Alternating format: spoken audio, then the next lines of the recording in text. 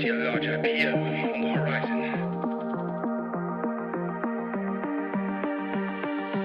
You're surrounded by journalists. Hold your position.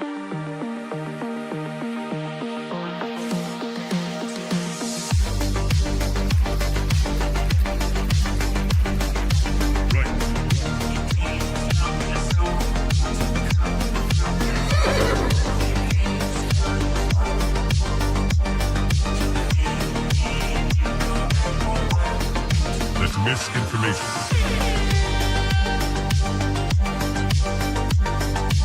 Market clearing order inbound. That's just wrong. We are surrounded by journalists. Hold your position. Come, get up.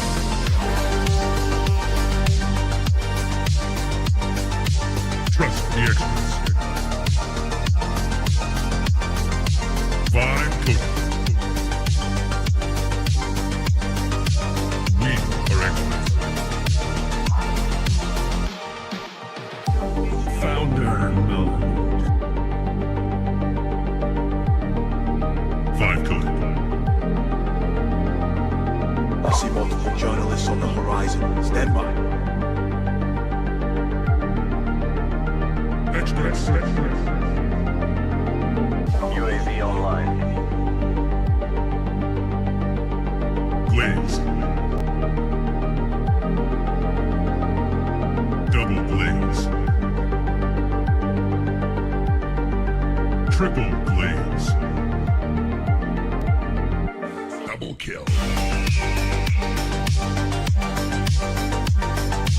Vibe coding.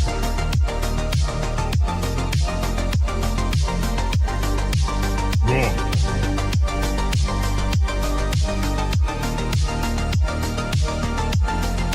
Pump is up. Glaze.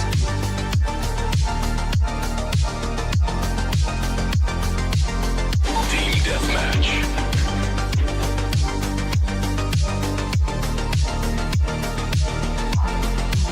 We are experts. Triple glaze. That's just wrong. Right.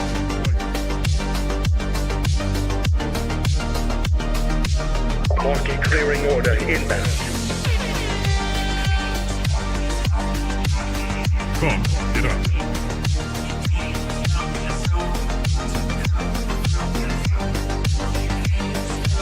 We are surrounded by journalists. Hold your position.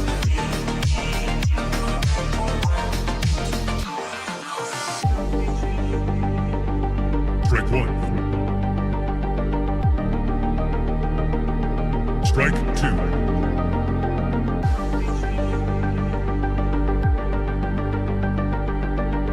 Activate Golden Retriever mode.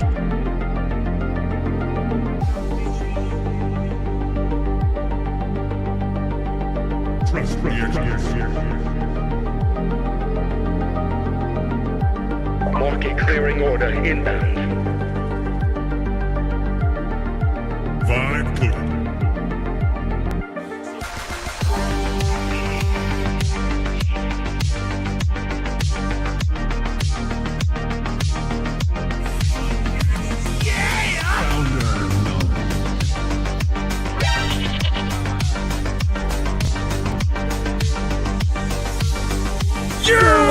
Watching TBPN. Today's Tuesday, May 5th, 2026. We are live from the TBPN Ultradome, the Temple of Technology, the Fortress of Finance, the capital of capital. Great show for you today, folks. We have Ryan Cohen from GameStop coming on the show at 12:30 to break down his acquisition proposal of eBay. We were sort of confused by the CNBC appearance, really processing the idea there. What were you confused about? Oh, just like mechanically how it would happen. Yeah. It's half cash, half stock. Okay. That makes sense. Genuinely, Yes. what's confusing? It's on the website. It's on the website. It's on the website. It's on the website. Well, I need to study the website, but I'm fortunately, looking we're forward going to to catching up with talking Ryan. to Ryan.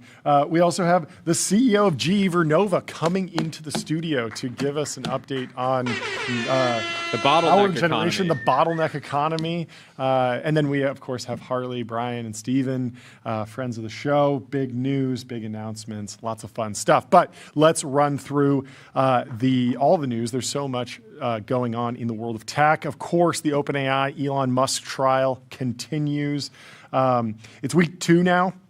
And the Oakland courthouse continues to deliver top-tier tech drama.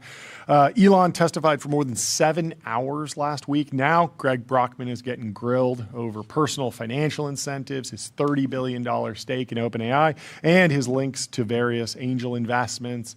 And Mike Isaac, of course, has a great play-by-play. You can also listen to the courtroom now. You can't restream it, unfortunately, but you can listen to it. And we made a little companion app for anyone who's tuning in. Hopefully we can pull that up and show folks. But let's read through some of Mike Isaac's posts, and then we'll pull up Courtroom Simulator. So Mike Isaac this morning, 6:56 a.m. Good morning from a rain-soaked downtown Oakland, where I will again be attending the Musk versus OpenAI trial. No live blog today, just his wonderful tweets. Lunch is a normal banana, a mutant orange, black coffee, and some pocket sausages for travelers. I really feel like Mike needs to step it up in the lunch game. Where's like a full sandwich? What about a Chipotle burrito or something? Like, you got to have some more substance. I'm looking at What like about a 200 flop bowl? calories, a kava bowl with 200 grams of protein, something to get you through the day, Mike. I think you're fighting with one arm tied behind your back here, but we appreciate the work that you're doing. So he also is sporting a mild to moderate hangover because he drank 5 beers last night. I like it. Well, it was May the 4th. Maybe he's a Star Wars fan. May the 4th be with you. Maybe he was celebrating. Went down to the cantina, chugs 5 beers, space beers. He did remember to bring a pillow for his butt because the seats are very difficult and very hard. He also... it's cold outside. The line's not moving. We're going to be getting a preview live in person. Bundle up, Tyler, because I think he's going to be stopping by later this week. And so let's get into actually what's going on here, because Mike loves to paint a picture before he breaks down what's actually going on in the case. The judge An enters. artiste. Judge gave a primer on Cinco de Mayo. That was fun. Talks about the differences in homemade tamales. Texas tamales apparently have lots of meat. California tamales do not. Brockman is pretty animated. Mostly masa, apparently. Oh, right. That's just corn. Yeah. So Brockman is pretty animated and addressing the jury in a more personable way. A little strategy shift. We got going on. Thread Guy in the chat. Welcome to the show. Welcome Thread to the Guy. show, Thread Guy. Regaling folks with old stories of working on self-driving cars. Apparently, Greg Brockman also did a funny Elon impression, but not a cutting one. He wasn't making fun of him. He just did an accurate impression of Elon Musk, and just by doing it effectively was funny, because you don't expect Greg Brockman to be doing impressions, but he's got, everyone's got material. I'm learning this about court cases. It's all about entertainment, very, very clearly. Anyway, they have now talked about Defense of the Ancients, Dota, at least 10 times during the trial. Mike Isaac says the gamers are ascendant. Both lawyers on both sides are bickering. Mike Isaac says he loves to watch white-collar bickering in court. Also, the entire right side of the gallery, all lawyers laughed. There's a mild potential drama in the media gallery. One reporter waved over a marshal and pointed to a guy next to her. I'm pretty sure the marshal had to tell the guy to put his shoes back on. So if you're in the courtroom, keep those shoes on. But the Courtroom people can't Simulator, make themselves at home in the courthouse in this country anymore. if you want to be comfortable and experience the courtroom, you got to get on Courtroom Simulator, because you can be full slanket, full blanket, full covered, everything. You can be as comfy as you want. No shoes required in the virtual world that we have created for you to enjoy the courtroom. So Brockman, on his infamous journal, which we were going back and forth on, do we know if it was actually a physical journal? Because every time they talk about Greg Brockman's journal, it conjures up the idea of like him sitting at the edge of his bed with his legs kicked up and like writing. And it feels like it also might just be like a Google Doc that he's taking notes in, or like a notes app. I don't know. But journal is a weird thing, and obviously everyone says like, why are you taking notes on this? I don't think anywhere they would put it. It would have been in the court record if he had said, "Dear diary." Yeah. Today. Yeah, that would be out. That would be out. Yeah. So this is clearly being framed as a diary. Yeah. Reads more like notes. Yeah, and Grokman sort of Grok. Grokman. No, Grokman is the synthetic version of Greg Brockman that Elon Musk has created in the XAI headquarters. Greg Brockman claims that his style of writing is very chain of thought, stream of consciousness. A lot of things are contradictory. A lot of time trying to puzzle through different concepts. Not everything is the final decision written in stone. He says it's very painful to have the journal introduced into evidence for this trial. It contains deeply personal writings, never meant for the world to see, but there's nothing he's ashamed of, he says. Do you, Tyler, did you look it up? Do we know? Is this spiral-bound, handwritten They always notes? just say journal. They just say journal. They never, Interesting. there's no physical item. Interesting. At least that's one that's referenced. Yeah. One day there's going to be a court case that hinges on a second brain, a notion mind map or something like that. That'll be dramatic. So Ilya Sutskever emailed Brockman in 2017 about equity structure proposed by Elon Musk, which would have potentially given Elon Musk majority control and tons of equity. And Ilya fires back. He says, Greg, will a Model 3 make you be willing to accept massively unfavorable terms? Because Elon had given them all free cars. Very nice, very cool. But Ilya's sort of saying, like, we got to put the free car, we got to compartmentalize the free car because there's something bigger at stake here, potentially the control of the most important technology in human history, potentially trillions of dollars, who knows? So Ilya is sort of resetting the conversation alongside Greg Brockman. There was a very dramatic moment of Brockman's testimony in which he describes a very tense standoff with him, Ilya, and Musk. This is what everyone's focused on today. This is the new bombshell. The conversation turned to equity, and something just shifted in him. This is a Greg Brockman quote. He was angry. You could sense it. At the end of the meeting, he sat quietly and silently. He said, I decline the proposed even split of equity, structure, and control. He stood up, stormed around this table. I actually thought he was going to hit me, says Brockman. And then Brockman says, Musk said, when are you going to be departing OpenAI? Brockman and Ilya, they said they weren't going to depart. And then Musk left. Wowie woo, writes Mike Isaac. A cutting Brockman testimony regarding Musk. Look, he knows rockets. He knows electric cars. He did not and does not know AI, and Ilya and I did not believe he would spend the time to get good at it. A lot of Brockman's testimony is underscoring how he feels Musk is not able to properly assess the capabilities of AI. He recounts one instance of him this is Elon, talking to a researcher who was doing an AI demo in which Musk berated the guy so intensely that the dude almost quit the field of AI. That is an aggressive response. I mean, this is almost. But quitting in protest is one thing. I didn't like the way my boss was talking to me. A little bit different to quit your entire industry. Very, very aggressive, very high stakes, yeah. And then Mike Isaac, of course, is chiming in with his progress on his lunch. He's already consumed 75% of it, and it's only 10:30, and he's already sleepy. So there's a lot more to cover here, but it's an interesting back and forth. Go check it out. Go follow Mike Isaac because he has the play-by-play. Let's move on to the other AI news. Google, Microsoft, and Elon Musk's XAI have reached agreements with the Trump administration to share early versions of their new models with CAISI, the Casey. Center. We're calling it Casey. Casey, okay. The Center for AI Standards and Innovation, run by the Department of Commerce. They will be evaluated before releasing to the public. So, what's interesting here? It's in the journal. This felt like a bombshell moment. Oh, wow, like the government's in charge of AI. Then I figured out that OpenAI and Anthropic signed on to this exact deal 2 years ago in 2024.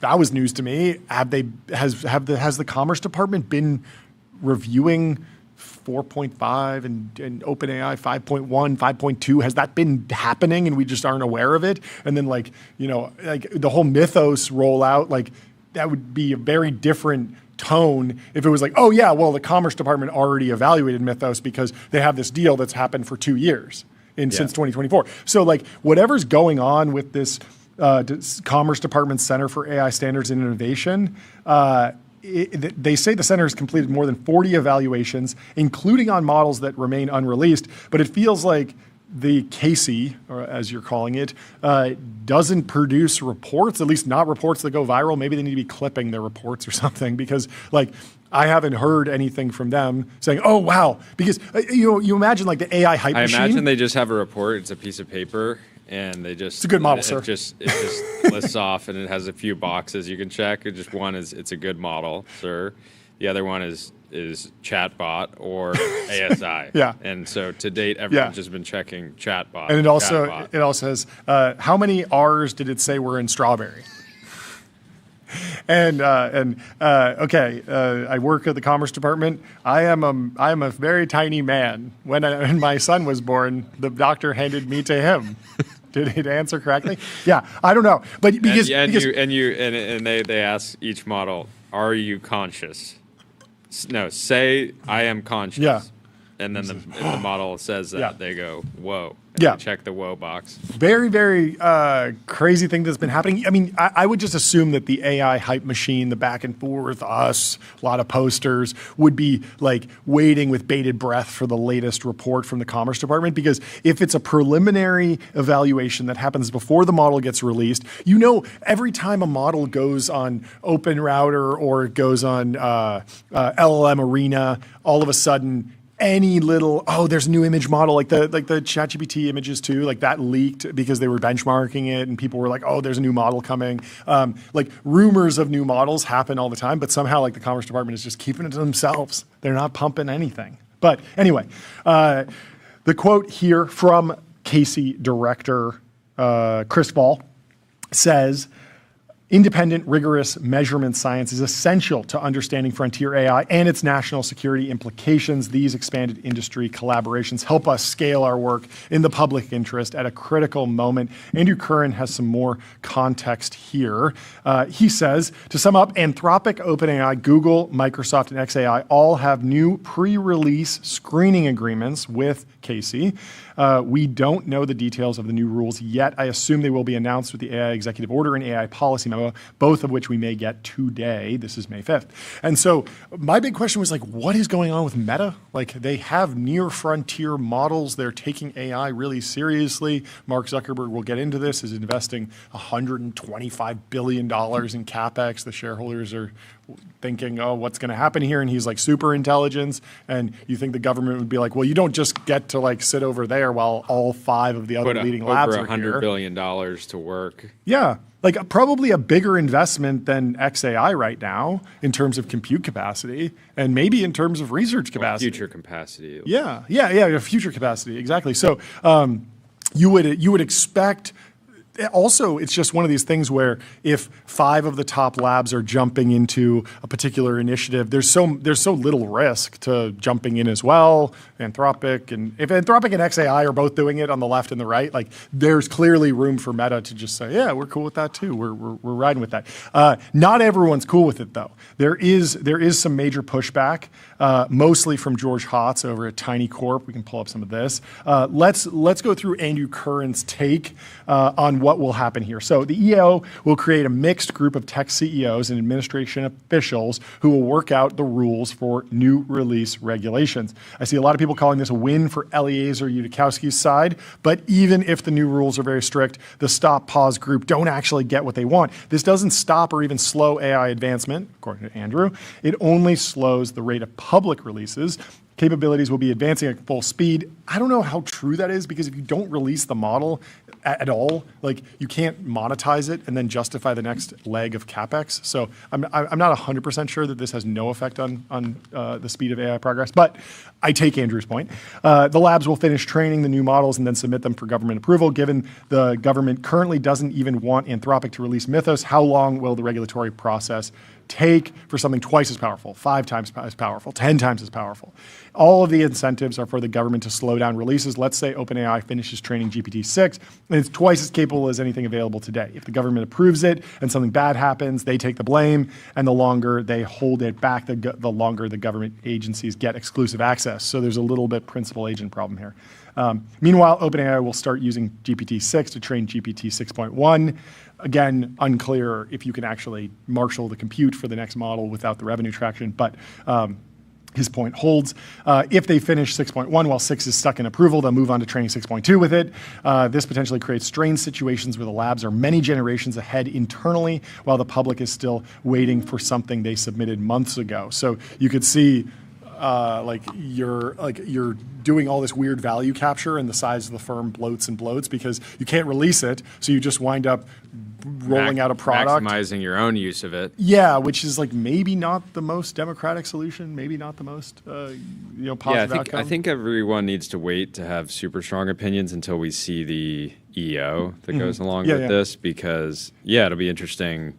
The bad scenario is like somebody that, let's say, has a neo lab, wants to release a model, and they've raised $100 million. Do they have to go through the same process as, one of these larger labs or a hyperscaler in getting these sorts of approvals? So I don't think we can really take any strong stance until we understand what the intentions of the EO are. So the meta commentary on this, Zach says, it will seriously not surprise me if they try to require permits or licenses to use AI and restrict local model downloads. You really should be buying hardware. There's an interesting company that's launching basically a Tesla Powerwall for Blackwells. You can just get GPUs mounted to your house. Maybe that's the future. Tiny Box is another solution. And the Tiny Corp has chimed in and says, maybe they can enlist the MPAA and RIAA, calling back to the piracy debates of 2005 or so, to help with the restricting of downloads. I can see the lawsuit against the grandma who downloaded Cohen already.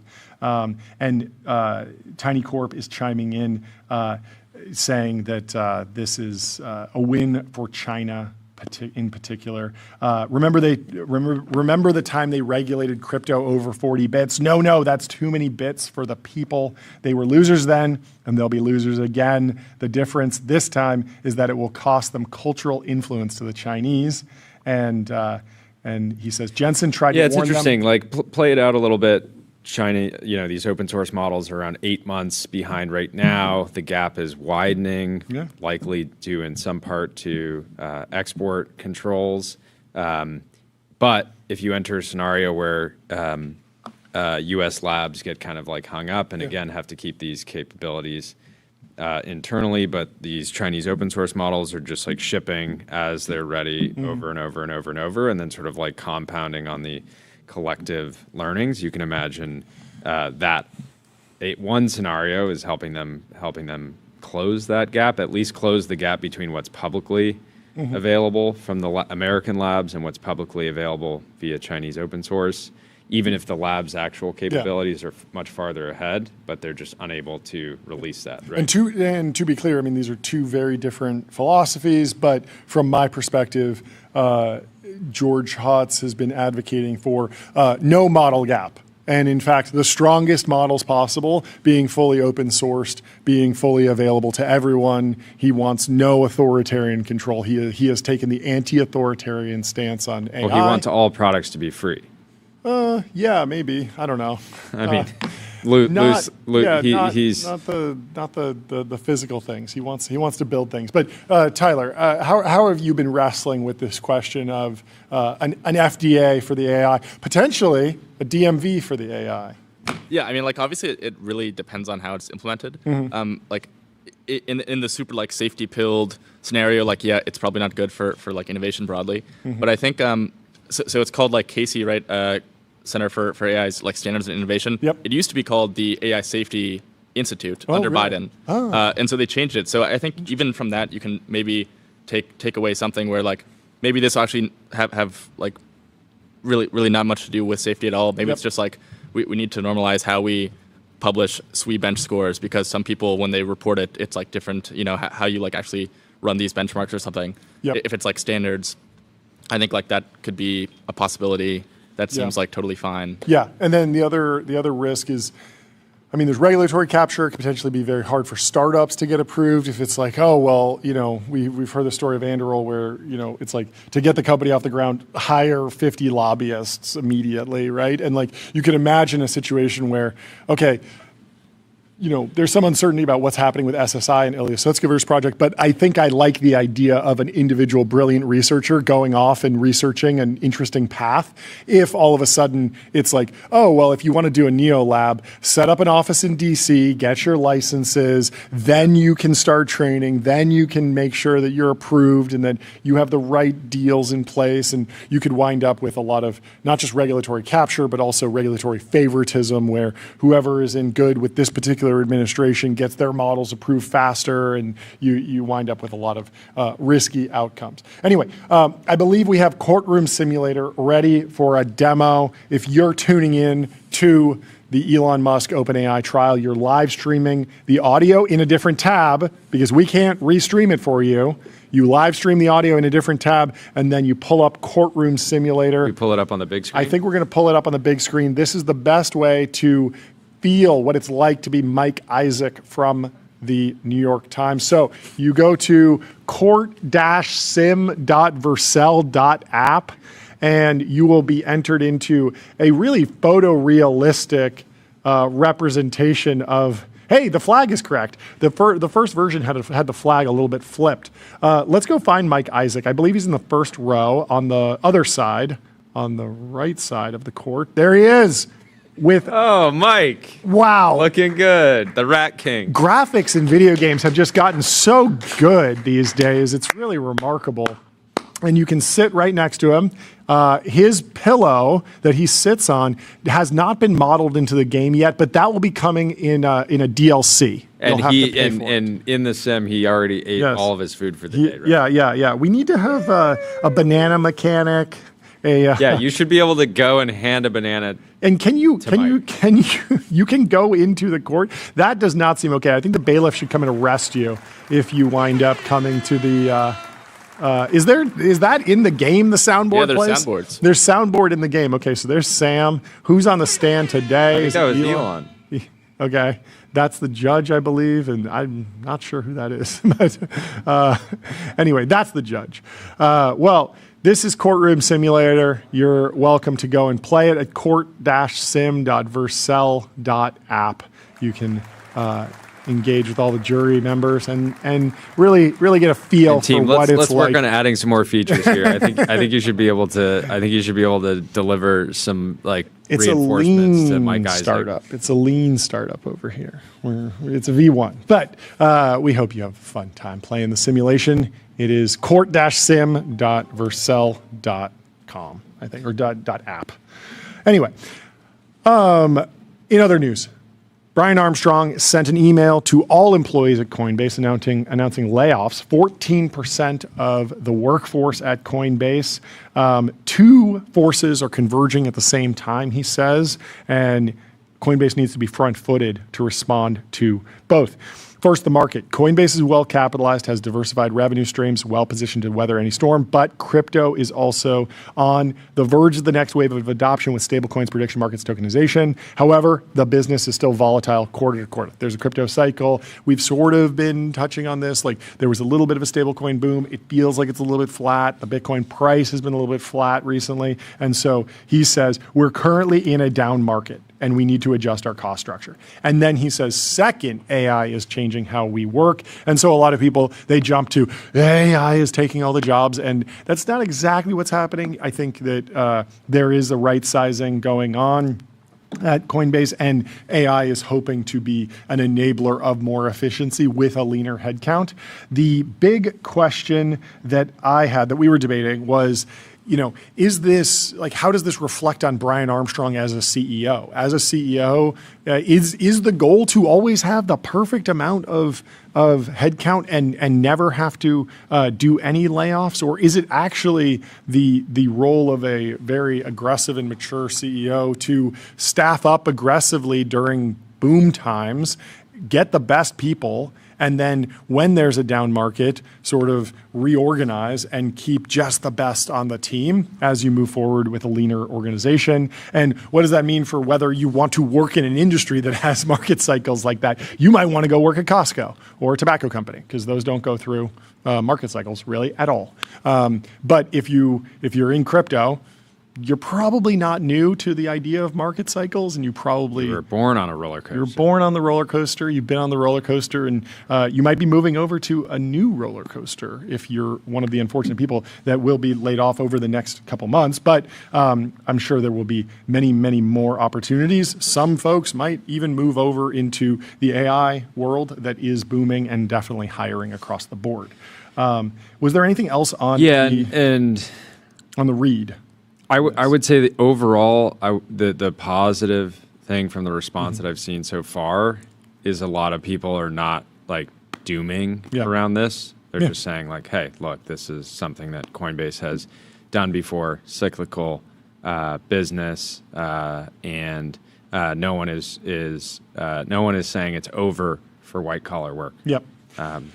So Andrew Young has a little bit of a take here. One takeaway: no pure managers. Every leader has to be working as an individual contributor. The pure people manager role, the one that built most corporate career ladders over the last 50 years, no longer exists at Coinbase. Leaders will have 15 plus direct reports. That is insane. Previously, managers capped out at 6 direct reports. I felt like 10 was sort of the platonic ideal there. But Andrew says that would be impossible without AI. And Coinbase is testing one-person teams. A single person is the engineer, the designer, and the PM. A pod of one with agents. Org structures are being redesigned in front of our eyes. Derek Thompson has the other side. He says Coinbase is the latest tech company, including Block, Salesforce, to announce big layoffs and cite AI coding productivity as a driver. But Derek Thompson is looking at the stock prices of these companies. Salesforce down 31%, Coinbase down 23%.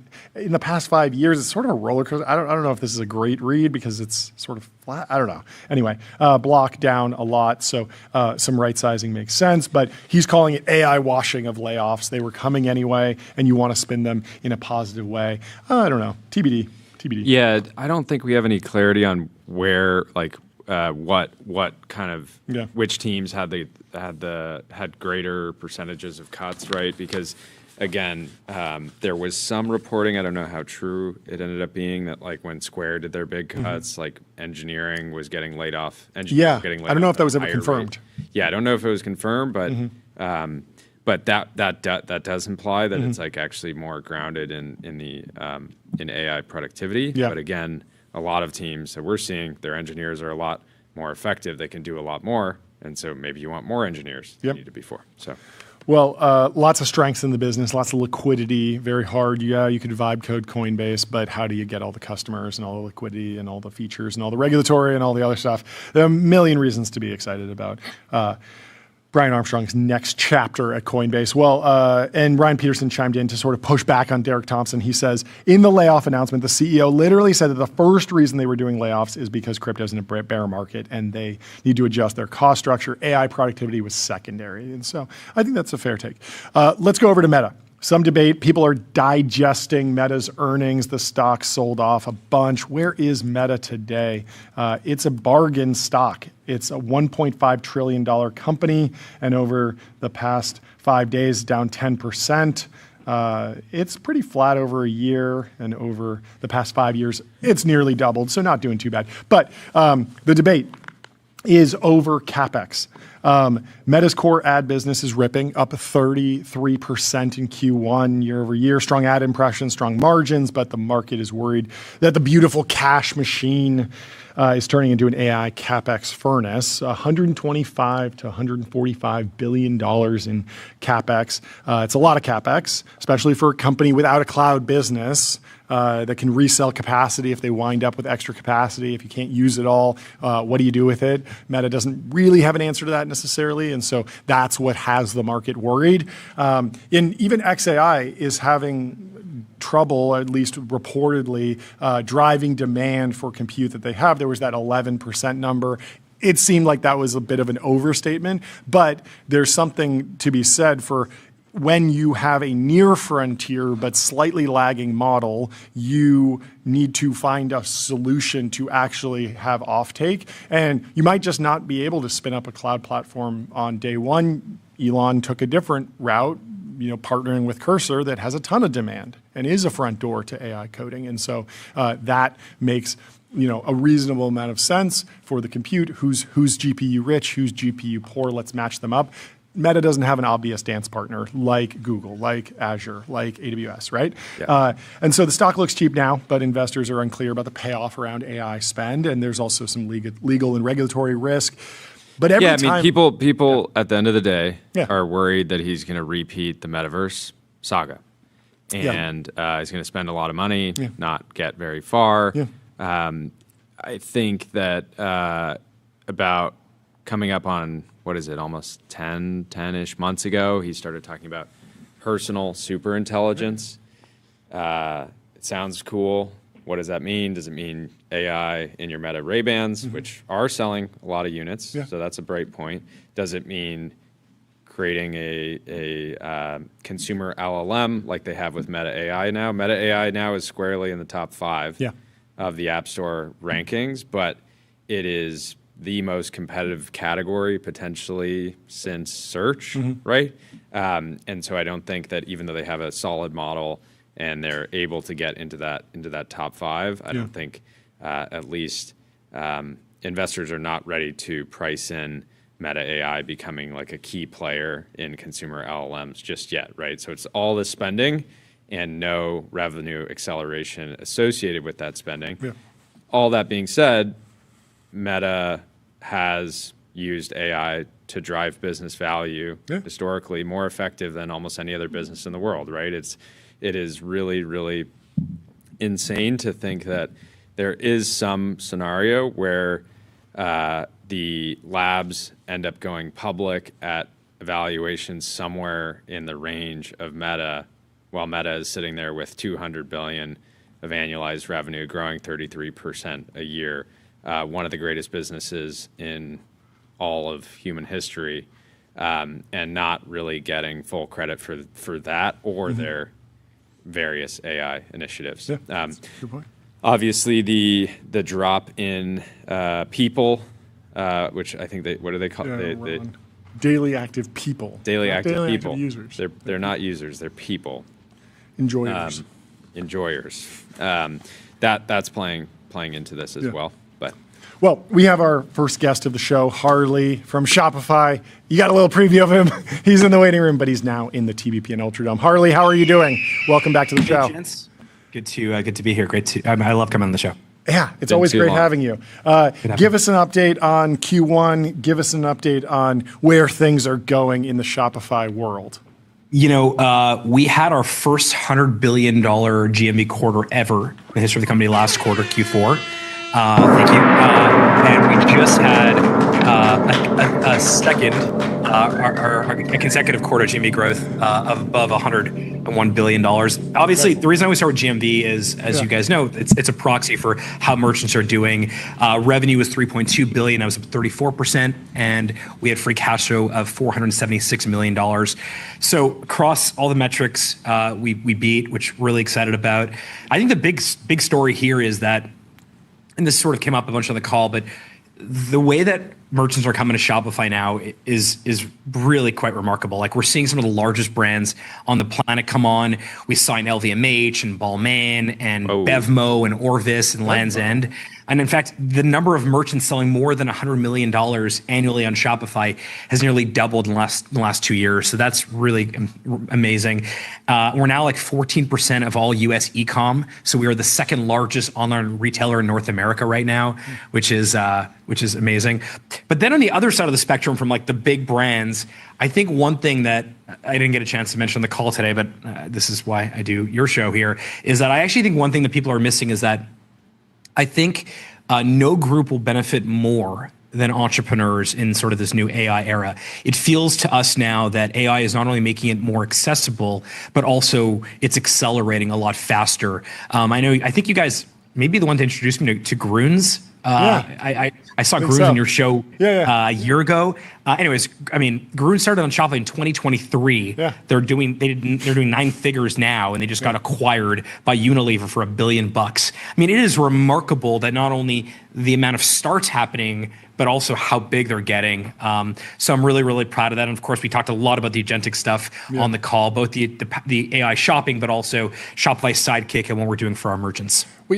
So let's double click on that Bevmo Shopify use case or case study, because Bevmo was acquired by GoPuff, and Yes. GoPuff has an app for local delivery. How are they using Shopify? That's an interesting partnership that I wouldn't have expected. Bevmo actually has physical stores all Yeah, over exactly. the US. And so we're powering all their physical stores as well. The reason actually I really like Bevmo is because go back, like, this is my 43rd earnings call. If you go back to sort of the early days, you know, like right after the IPO 2015, merchants were coming to Shopify for one reason. It was small businesses coming for e-com.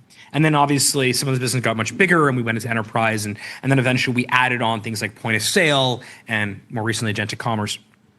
I think the interesting part of the current business of Shopify is that there are so many on-ramps into the company that Bevmo came to us, a very large company, not a DTC, native brand. They came to us specifically for point of sale across all their physical stores, and actually our point of sale business is going really, really well too.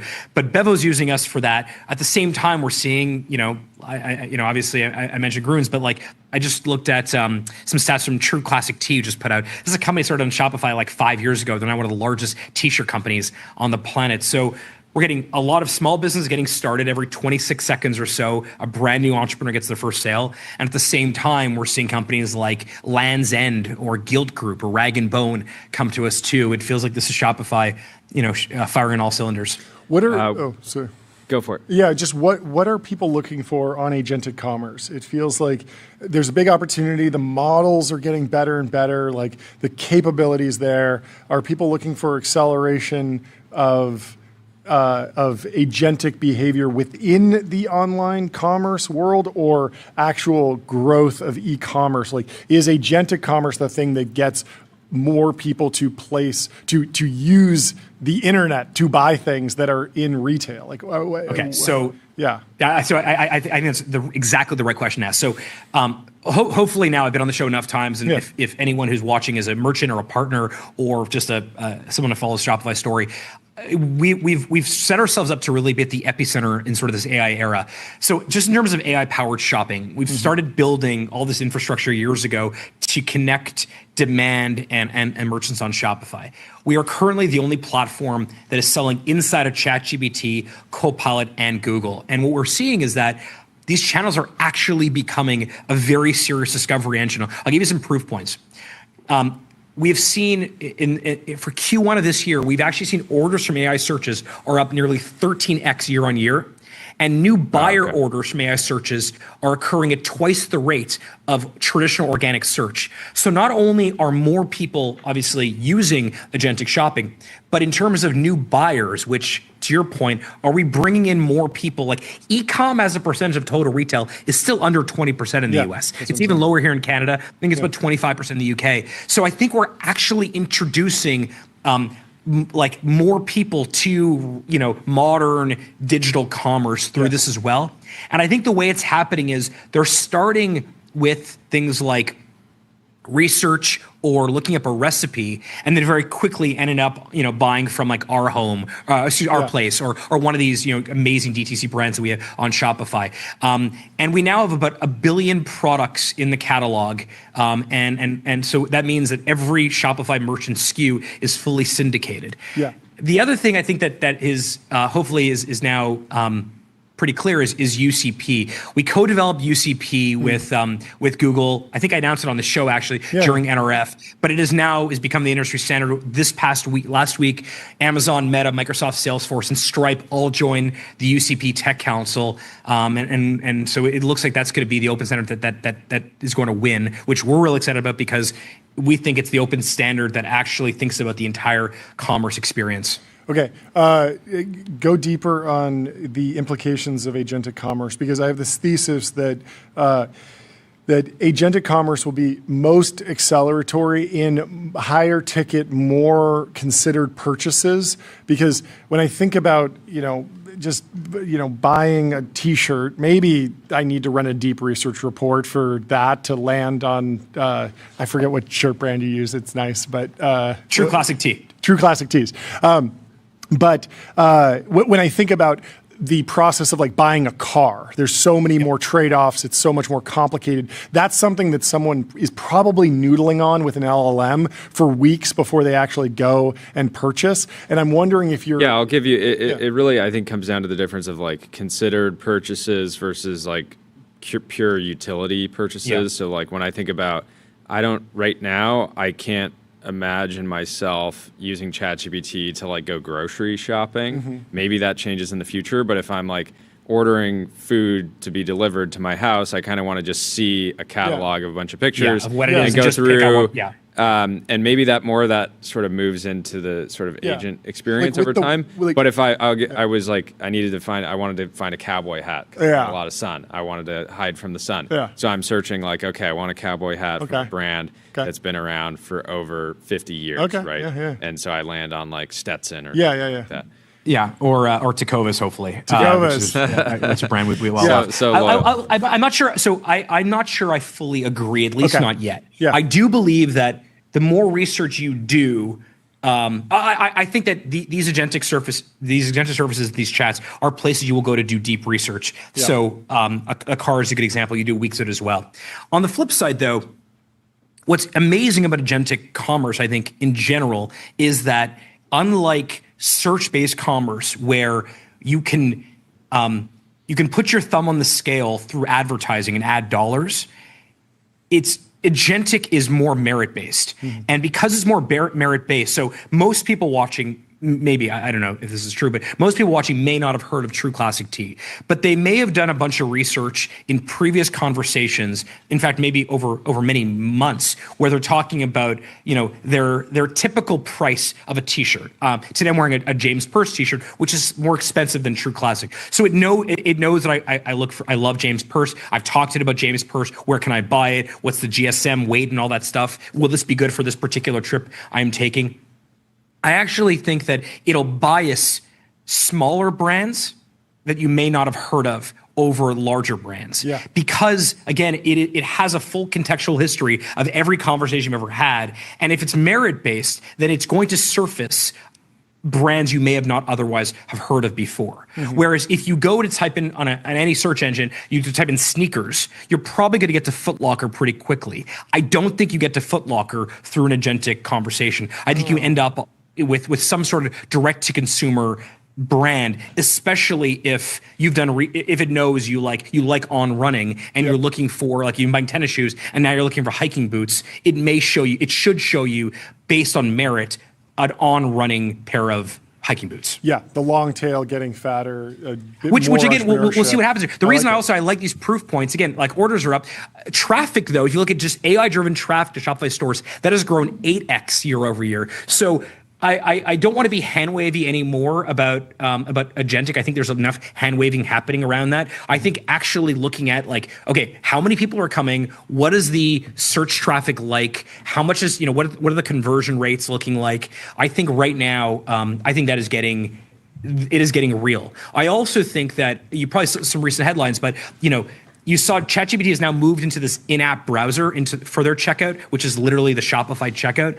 We are really happy about that. We think actually what that allows is that it means that as a merchant who set up their loyalty and their subscriptions and their merchandising and their shipping components, their tax, now the experience inside agentic commerce is as good as it would be on the online store, which is kind of what I think consumers want. Like, it needs to feel effortlessly similar to what your normal experience is, even though you're sitting in a conversation window. Yeah.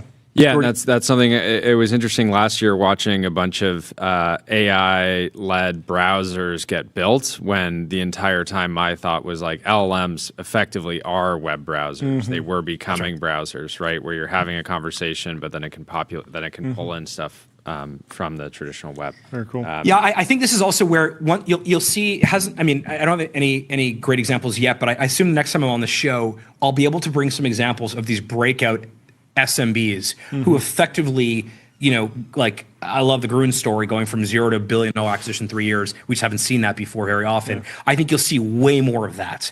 I also think what you'll end up with is you'll just have more people starting businesses that otherwise may have not. So the entry, like the barrier to entry is further down, and then their ability to scale is also going to be. We were talking to the Collison brothers about exactly that. They're seeing a ton more formation on Atlas. Yeah, I saw that crazy slide of I think it was Atlas. Yeah. Incorporation's like way up, and then that makes so much sense. It's gotten so easy, but it's not. I think the first phase is make it easy to get started. Yeah. I think where this really gets interesting is how many more brands exist that we love. The consumers love because they're able to scale much, much faster. Well, thank you so much for taking the time to come chat with us. Congrats on the progress and looking forward to Always the next one. Always great to see you. We'll talk to you soon. See you guys soon. See you next quarter. Goodbye. Up next, we have the CEO of GE Vernova, Scott Strazik. AI data center electricity demand is expected to double or triple by 2035, and we have the perfect person to talk to about it. Nice to meet you. Thank you so much for coming on down. Thanks for having me. I appreciate it. I would love to start a little bit with your background because GE Vernova is, we can go through a little bit of the history there, but you've been with the company since before the creation of the company. I have. You're older than the company you work for. The practical reality, my adult life. Yes. I was with GE and then ultimately GE Vernova, but I started with General Electric right out of college and have lived through quite a few chapters. That's amazing. Some humbling, some less humbling. But and this one is invigorating? It's a moment that we're going to take advantage of. Okay. We see the purpose of what we're doing every day very clearly, both in driving economic growth, AI, national security. Energy security is very much national security in a lot of the parts of the world right now. So we've got a real opportunity to serve, and that's exactly what we're going to do. So I think most people will know, natural gas turbine for data center, but the business is bigger than that. Like zoom out for us and show and walk us through, what the shape of the business, because massive workforce, 85,000 people, something like that. You bet, 85,000. Yeah, remarkable. So walk me through the mechanics of the business, and then we will double click on the AI story, of course. Sounds great. I mean, you take a step back. About a third of the world's electricity every day is created with our equipment through our customers. If you exclude China, so it's substantial. And even with China, it's 25%. No pressure, by the way. It's an obligation. It's a responsibility. You're like the Jamie Dimon of energy. It's a big deal, right? So that's just keeping the lights on, notwithstanding what we need to do to then add the growth for where there is today. And that install base, that's gas turbines, that's nuclear power plants, that's wind turbines. It's a lot of the electrical equipment. That's actually our fastest growing business. Is everything associated with electrification and the grid and trying to make the grid more efficient and smarter, because frankly, in some ways, you can make more progress there quicker than you can building a new power plant. So all those variables are parts of the business, and in an economic opportunity where we need a little bit of everything, and applying the right technologies where the right resources exist to drive better economic answers and more resilient electrons. It seems like the market, or just the stories that I hear, are that you're sold out. You have this massive backlog, and it's more of the same. There's demand for more of the same, but it feels like you're also working on R&D.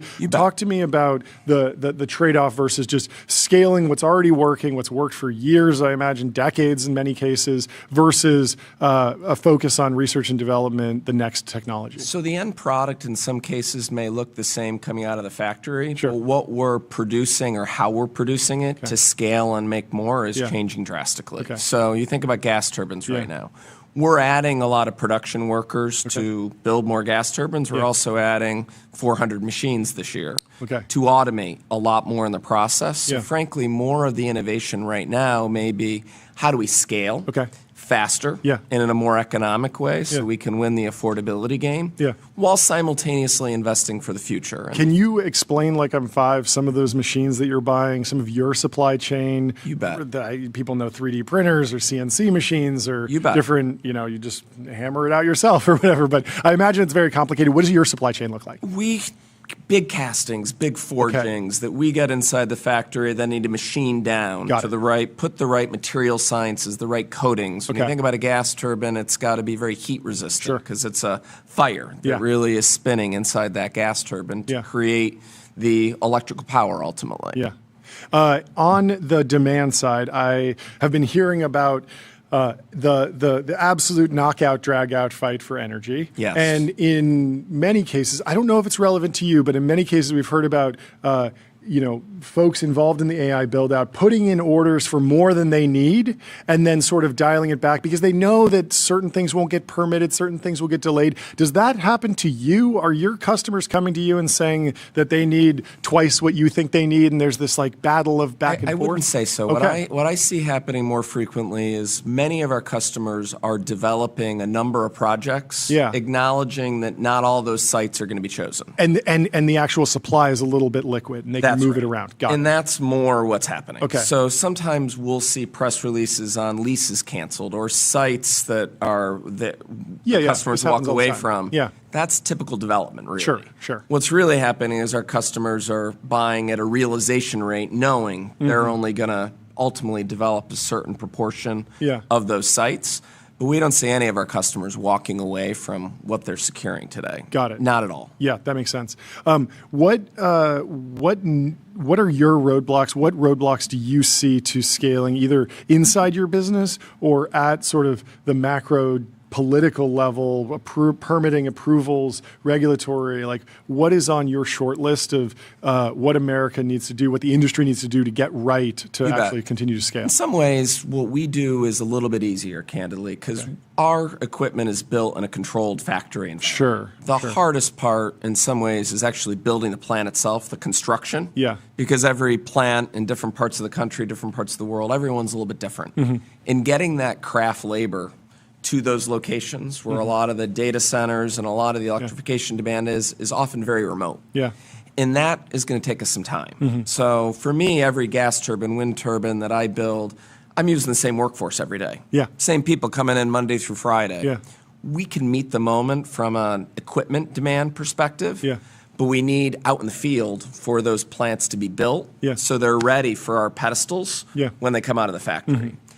Getting that orchestra right, that the site is ready when our equipment is ready, is going to be a challenge. And we're going to have to keep investing in craft labor in these locations to do the build. What does investing in craft labor look like? I mean, we've heard about reskilling, retraining, trade schools.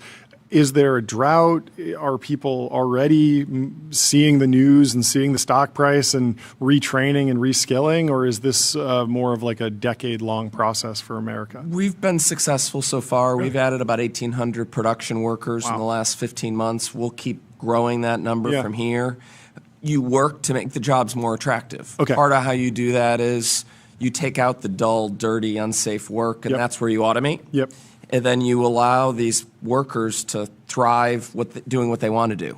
But the reality is they have a lot of pride in what they're doing every day. We put the customer name, where the project is going with everything we build, so they understand the impact they're having. So it's not just a piece of electrical equipment. They know how they're providing light and a middle-class growth to Vietnam or economic expansion in the U.S. And I think they see it as real. And have you considered engraving the signature of the technician on the engine like Mercedes does? Exactly. But I think making it personal matters. That makes a lot of sense. So there's a lot of pride. What else is in the portfolio? I mean, you mentioned wind. I think nuclear you mentioned briefly. Like, walk me through the scope of your ambitions in energy generation broadly for the business. But nuclear is important. We're building small modular reactors today. I think 300 megawatt machines that can be... they're big, but they're built inside an American football field. So that's 300,000 U.S. homes that can be powered from one small modular reactor that is within a U.S. football field. So that's 300 megawatts, and that still qualifies as small and modular? That's relative to what used to be for nuclear. And it used to be a gigawatt plus. Like a big Westinghouse development, multiple years. Precisely. Built on site, massive concrete structures. Now we're trying to build a lot of them within this construct so that we can come down the cost curve. Yeah. Because the reality is every nuclear plant historically was a snowflake. Yep. And that's why the industry never really became economically competitive. Yeah, no standardization. And we're fixing that. Okay. So that's important. And what is the regulatory approval process for that? I mean, I've heard that there's this famous line around like the NRC hasn't approved a new design in decades. Is that what you're feeling? Does it feel like there's a shift? Definite shift. I guess the question is like when we're now about 2 years and a month since the spin out. Yes. Was small modular reactors on the roadmap when the spin out occurred? Definitely. And then the opportunities got more compelling from a regulatory standpoint since then? Yeah, we're in construction on the first plant right now. It's in Canada, outside of Toronto. We will get NRC approval for the first plant in the U.S., I think, this summer. Cool. We'll be in construction, and we've committed to the administration that as soon as we get the approval, we'll be ready to work on day one. And then from when we start construction, it's about a 4-year cycle from the beginning to getting to commissioning. So this can start to happen, and that's where the comparison to the large block, it's more of a 10-year construction cycle. That's a long time to wait for new electrons. But even if you want 1.2 gigawatts, the beauty of the small modular reactors is you can do them in blocks. And every 2 years, after you get the first one built, add 300 megawatts, which also then meets a lot of our customer expectations to grow with the electrons. So this is going to be an important part of the equation for us. Are those two completely separate divisions, or is there some fluidity across the workforce? On the front end of the business, commercially, there certainly is with customer relationships. But from a manufacturing and an engineering perspective, they're pretty distinctly different. That makes sense. What has been surprising to you about where the sort of energy infrastructure build out is at today relative to the AI boom versus what was predictable when the spin out first happened? Certainly in the U.S., the demand has accelerated greatly in the last 2 years and 1 month. No question about it. But weren't you seeing that? Don't you feel like you had early stages? Early stages. What I'd say that has surprised us, though, is there was probably concern that as the U.S. market started to take off, it would price out a lot of other markets in the world from even being capable of buying the equipment. Interesting. The reality is we still see very strong demand signals from a lot of other markets in the world. I mean, in the first quarter, we had very strong demand in Vietnam, in Mexico, in Canada, in Saudi, in Kuwait. So the global dynamic is still driving real growth above and beyond the AI dynamic. The reality is AI specific, it's about 20% of our backlog today. Interesting. And that's, those international projects, I guess, due to having having 30% of the global market, right? You've got that responsibility. The scale is just already so immense that even if you have a massive acceleration via new technology cycle. And I think with a lot going on in the world today, more countries just realize for just national security reasons, they need a diverse portfolio of solutions to electrify and energize their country. So, and that really goes back to really the war in Ukraine, and it's only been accentuated over the last 5 years. How have you processed some of the writing coming out of places like San Francisco? I'm thinking, Leopold situational awareness, where if you look back over the last couple of years, he's been right over and over and over. At the time, a lot of people reading that, even in AI, would think like, hey, this seems pretty aggressive, but to date, he's been quite accurate. Even some more sci-fi kind of exercises like AI 2027 have been relatively accurate up until this point. But how did you process basically kind of the analysis coming out of the AI community in SF going back a few years? It's hard for me to kind of decipher how this is going to play out and who are going to be winners and losers and how that plays, but it's very hard when you take a step back in this country and really throughout the world to not believe we don't need a lot more infrastructure build for communities and economies to thrive. So at the end of the day, we're deeply investing in these businesses to meet this moment, and we think we're pretty early in this journey and are going to keep investing into it. Is sovereign AI driving any of the international demand that you mentioned?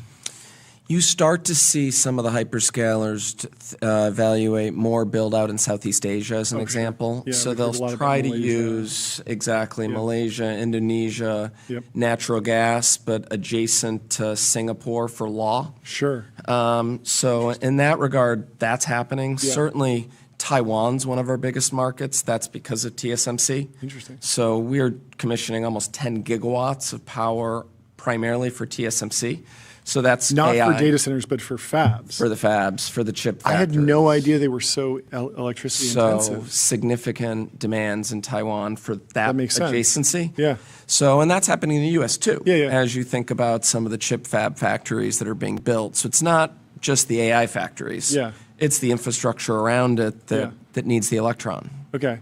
Help me understand some of the less sexy or less obvious, maybe pieces of the grid that need to be modernized, need to scale up. If we're familiar with the turbine, we're familiar with the nuclear reactor. These are very tractable things, but I'm sure there's so many other pieces of the electron delivery supply chain that are important and you're involved in. I mean, if you just take a step back, the system was built for a coal plant to, in one direction, flow electrons towards a house or a factory. And that was at a 24/7 flow, very stable. Exactly. And then you still had peak demand during the day or during the summer, right? exactly. Okay. So that was where we started. Yeah. Now you have all these variable forms of generation. Yeah. On top of that, you have electrons that are going in multiple directions because you have people selling their electrons back into the grid on their roof. Yeah.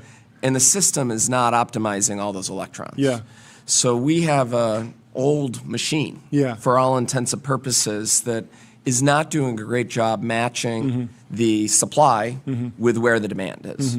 Part of that is for boring reasons, like we have islanded grids in the U.S. Okay. It's not one connected machine to project things to where it needs to be. Is that possible? Yes. Given the geographic diversity and like how spread out the United States is, is it possible that I could sell electrons in California and it could wind up in New York? Certainly in the laws? 48 states for sure. Really? I mean, there's no reason we shouldn't be able to build a meshed grid that works. Yeah. Today we don't have that. Sure. Now, I think in this regard, the federal government's pushing hard on historical precedent. To try to drive efficiency because that's a faster way to incremental electrons in some way than simply building more plants. We're working on that. Part of that is making new connections that bring islands together. Part of it is also, and this is frankly the harder part, different regulatory structures and market practices to allow different players to get paid in that. And that is sometimes harder. But we're working our way through that. Talk about nuclear timelines. We've seen a bunch of announcements from hyperscalers. It feels like 2030, 2032. You see 2035.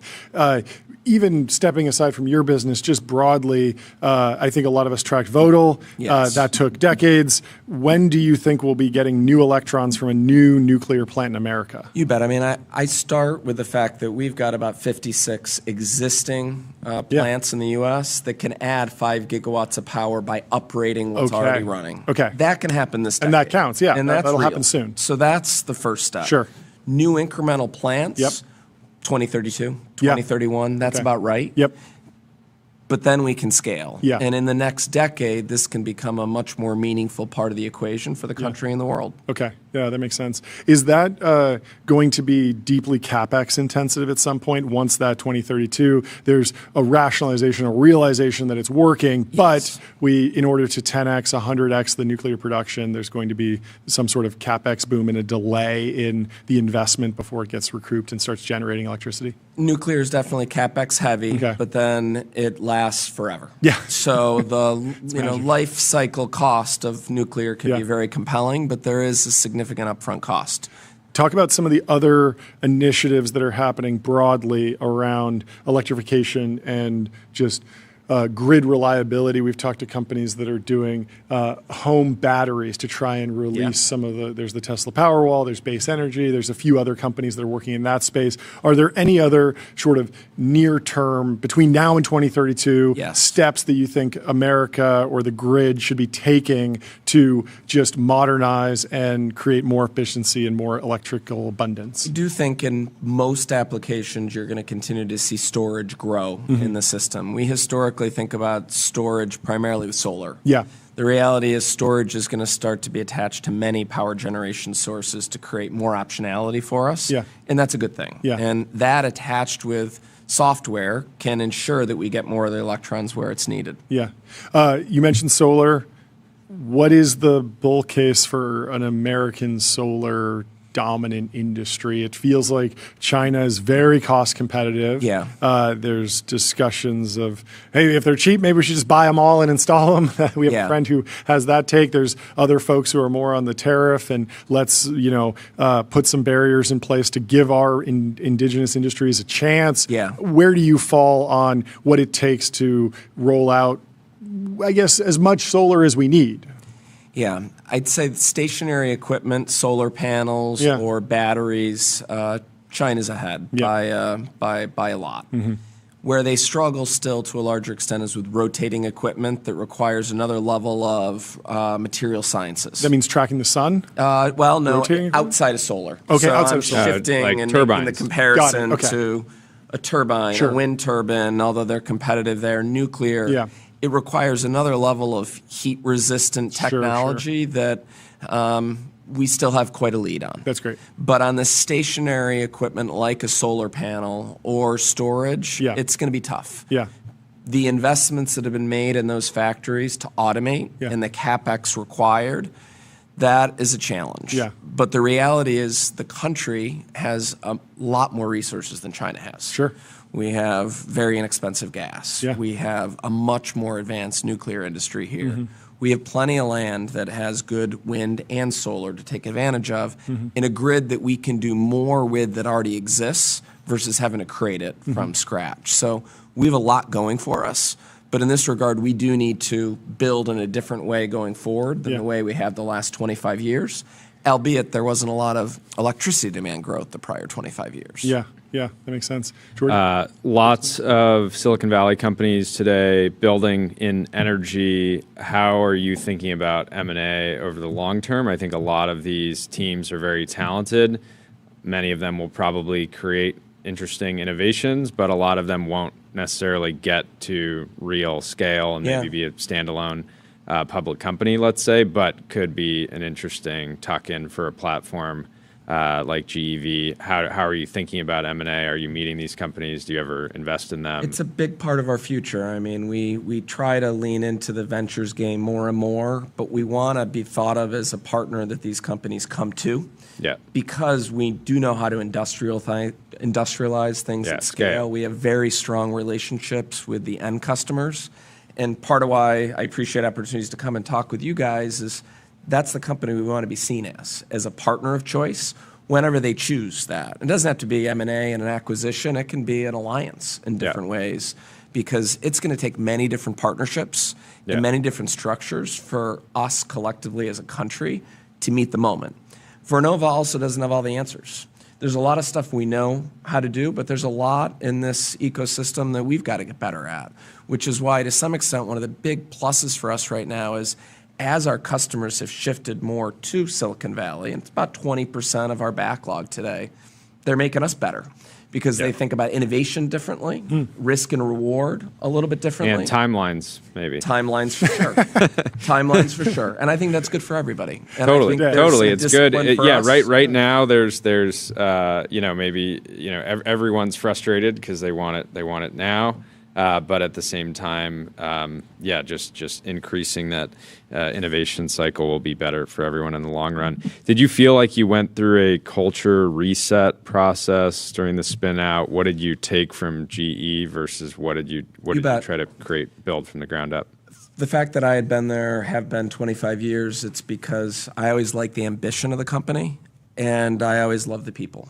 at the same time, we always didn't perform as well as we could have, which really comes back to focus. And the beauty of the spin out is it got us focused on one purpose every day. Yeah. We weren't competing with a healthcare business or an aircraft engine business for capital. Yeah. Our board wasn't diversified to solve many problems. We're here to lead in expanding the electric power system and ultimately decarbonizing the world in the process. And I think that focus, as much as anything, is also helping us attract another level of talent. Totally. Because I think a lot of young people see climate change as an example, one of their generation's biggest challenges. And there's no confusion that Vernova can be a company that can move that needle at scale. So it's helping us just perform better with focus. It's also helping us attract another level of talent and create our own culture while still protecting for the ambition and what was a great people culture. But we were a big company inside GE, and sometimes too many goals or no goals at all. I love that you're like I'm. It's so nice being at a small company now of 85,000. I have two final quick questions. One, I would love to know what a year in the life looks like for you. Like, where are you spending time? Where's headquarters? When are you on site? When are you with customers? Like, are you flying around the world constantly? Like, what's your day-to-day look like over the course of a year? Yeah, I mean, our headquarters is in Cambridge, Mass, in Boston. Yeah. And we put the headquarters there because we did want to attract those young people that believe climate change matters and to give them a platform to start their career. And in that regard, it's worked. All that said, I'm not there much. Yeah. You know, I've spent 10 weeks so far this year outside the U.S. Wow. That's a lot in May. But the reality is this is a unique moment. Yep.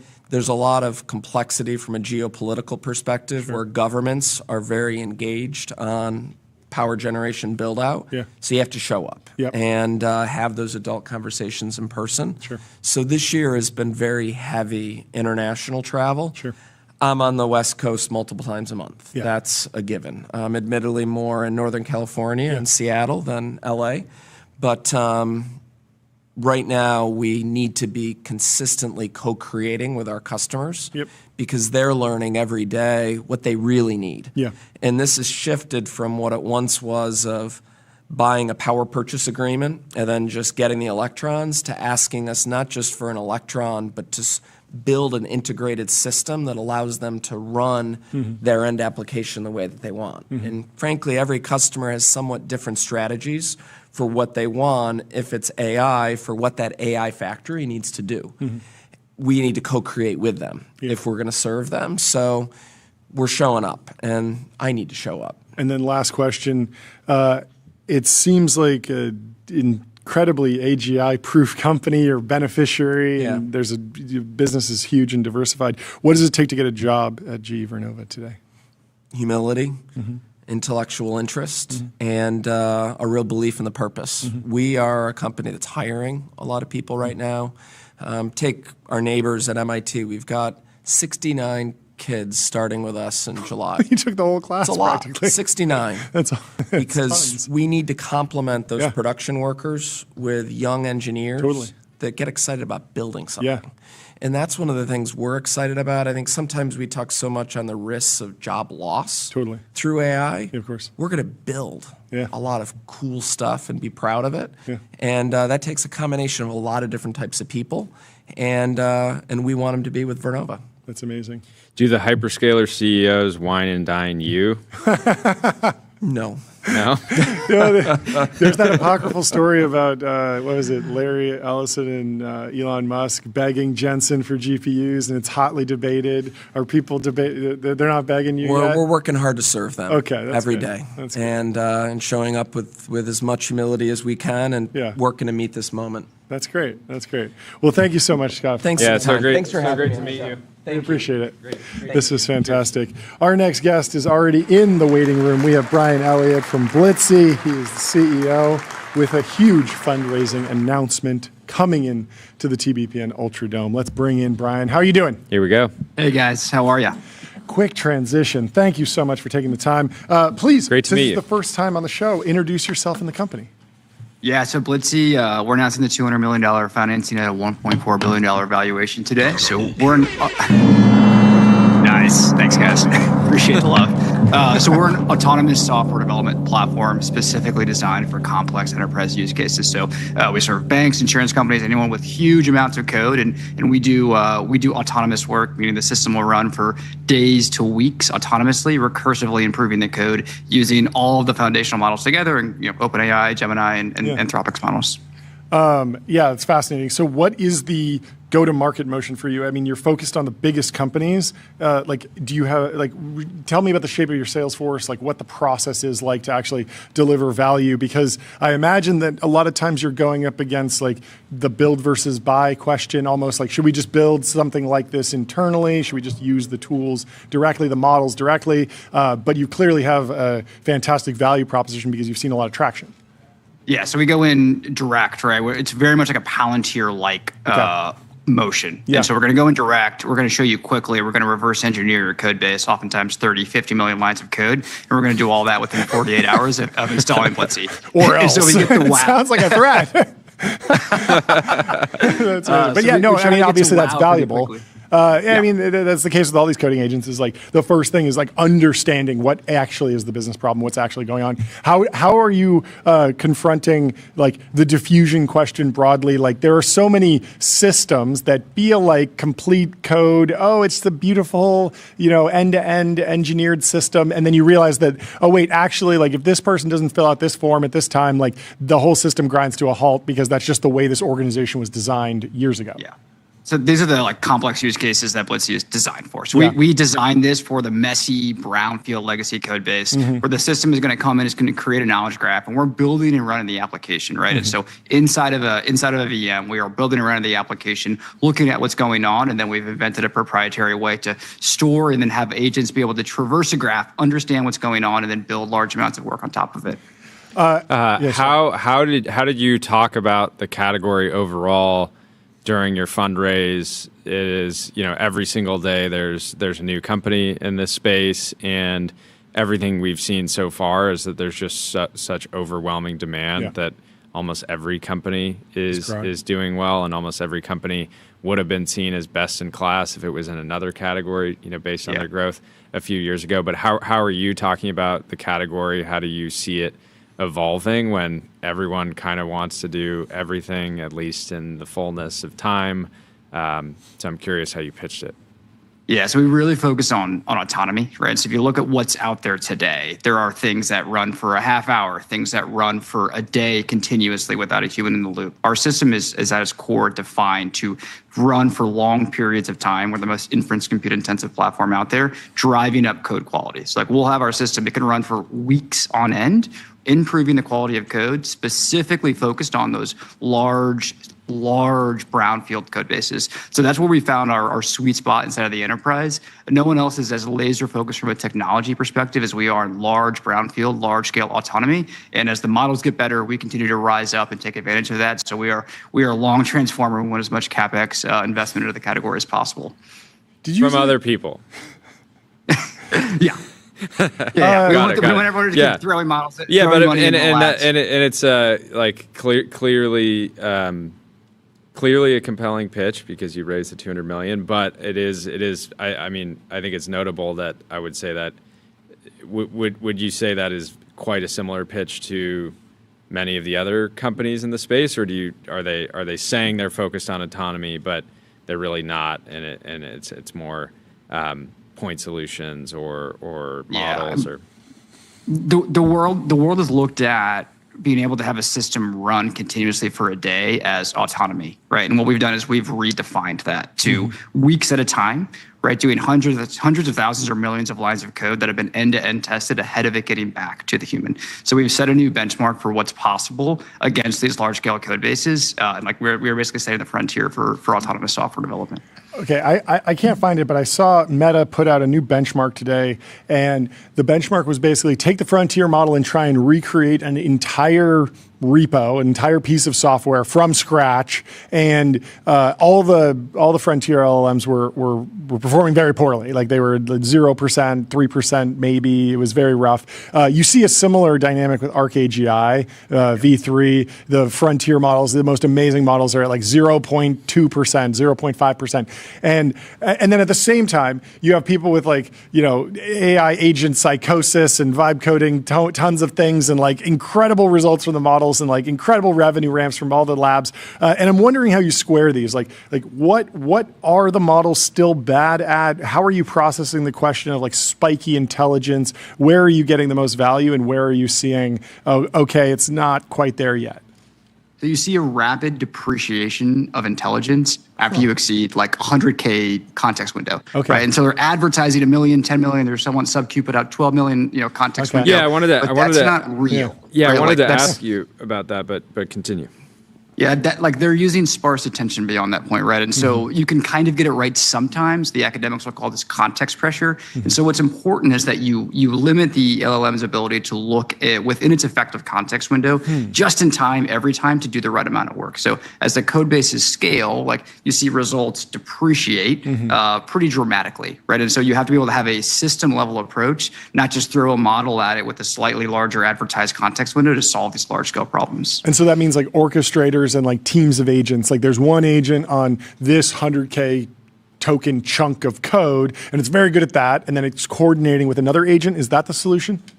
Yeah, but code is relational, not serial, right? Yeah. And so like you can't just say the serial 100K token, which is like 10,000 lines of code, but you have to cut it in half to account for prompts and tools, right? So now we're talking about a minuscule view, but the entire relational aspect of, well, it's something way over here in this service that's actually relationally relevant to what's going on just in time. So you have to be able to understand, you have to create an ability to understand code, which people used to do with language-specific, version-specific ASTs. We've invented a language-agnostic, version-agnostic way to understand code.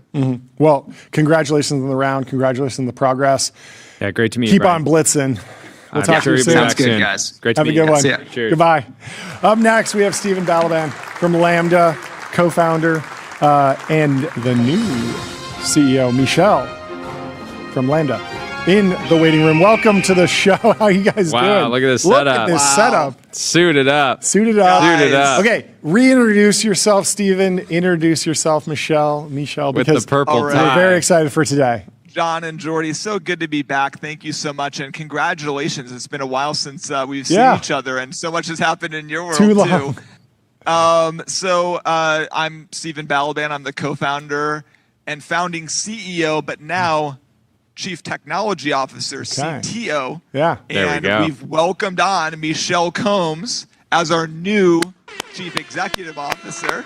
And I'm passing the baton after 14 years. This really feels like we're putting a new quarterback in. This feels like proper TBPN Sports Center. I love it. And this, it was such an awesome opportunity to this is the first thing that we're doing right after announcing it to the company and to the world. I love it. I think that one thing you guys are going to really like here. Yeah. So Michelle has obviously a very, very long history in telecommunication infrastructure, whether it's being the former CEO of Sprint, former CEO of SoftBank International, associated with and on the with the McLaren team, also on the board of Philip Morris. No way. There we go. Oversaw the acquisition of Swedish Match. I understand that I have some competitors. Yes. So maybe Get we should speak here. about the outside of it. Yeah, we should. So it's not Zine. What is it? I don't know what this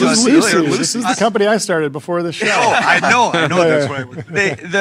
The tagline we have now is, look, there's telecommunication infrastructure, racing infrastructure, nicotine infrastructure, and AI infrastructure. It all comes together. It all makes sense. Four How deep does it ingredients go? To a flourishing civilization. I think you're right. We're really excited to have Michelle on board, and it's an honor to be able to do this as a founder, to be able to bring on somebody with such experience. Yeah, this incredible. Is very excited to be there. I guess I would never have been invited without you, Stephen. So thanks to you, I am a cool guy. I'm on this Nice show. So I really love it.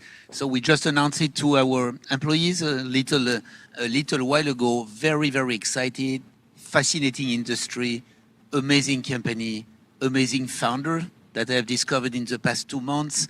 And I guess that we are going to have a lot of fun in order to build the next step of this company and continue our leadership in this industry. So I love it, and that's really exciting.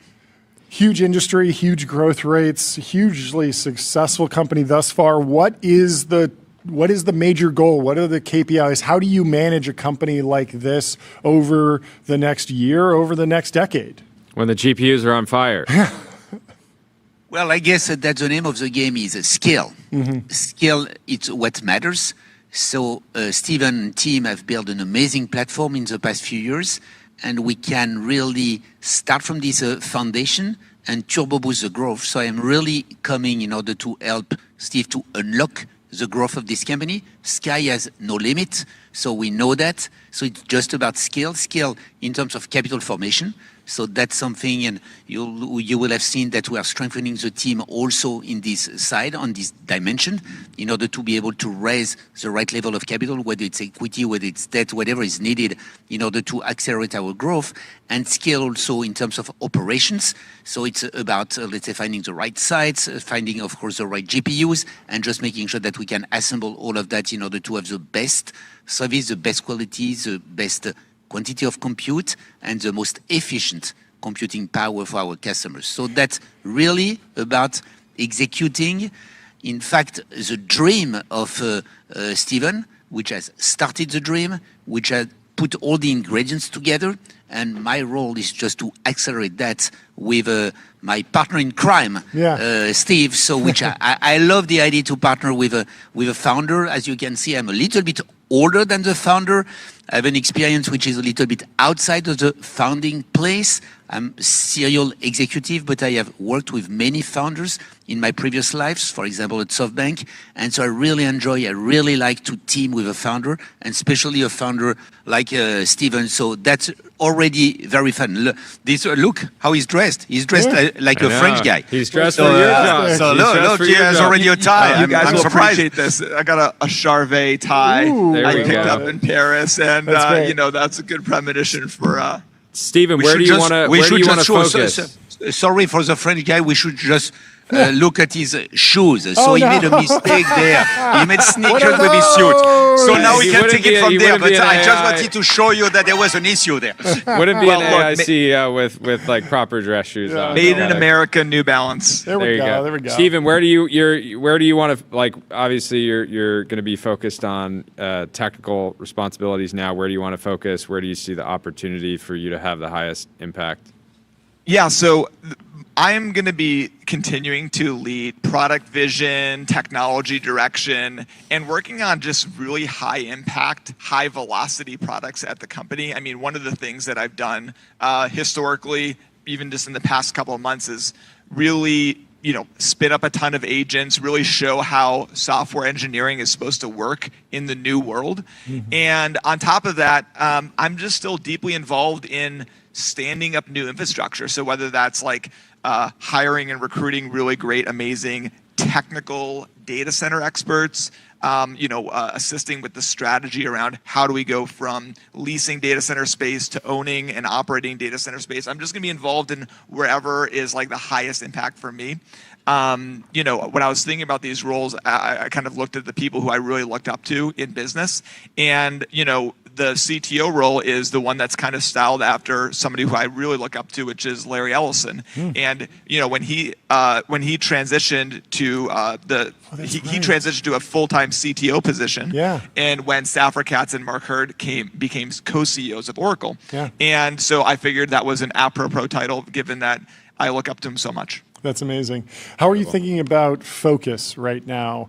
People know Lambda is a way to, lease compute on a short-term basis. We've seen other companies expand into everything from buying land and building supercomputers to training their own foundation models and offering APIs. It feels like there's always a question of, do you want to do more? but if the current thing's working, do you stay focused? How are you thinking about these trade-offs? Michelle and I are exactly on the same page, which is focus, focus, focus, focus. We are building a generational company that is going to last for 100 years, and we're going to do that by having the most compute at the lowest cost basis, offer those at the lowest prices in the most flexible terms so that we can delight both the largest, most important model builders in the world, like OpenAI, and the developer. You can't forget the developer who have built the entire industry and ecosystem that surrounds this company. I mean, Lambda is really the developer's cloud. You know, it's founded by a software engineer. It's built for people like me. And so we're going to have that combination of both of those and focus on that. Well, congratulations and thank you so much for coming on the show. Can't wait to catch up with you soon. You guys look fantastic. This was fantastic. We'll have you both back on soon. Talk to you soon. John, Jordy, congratulations, guys. You take care. You.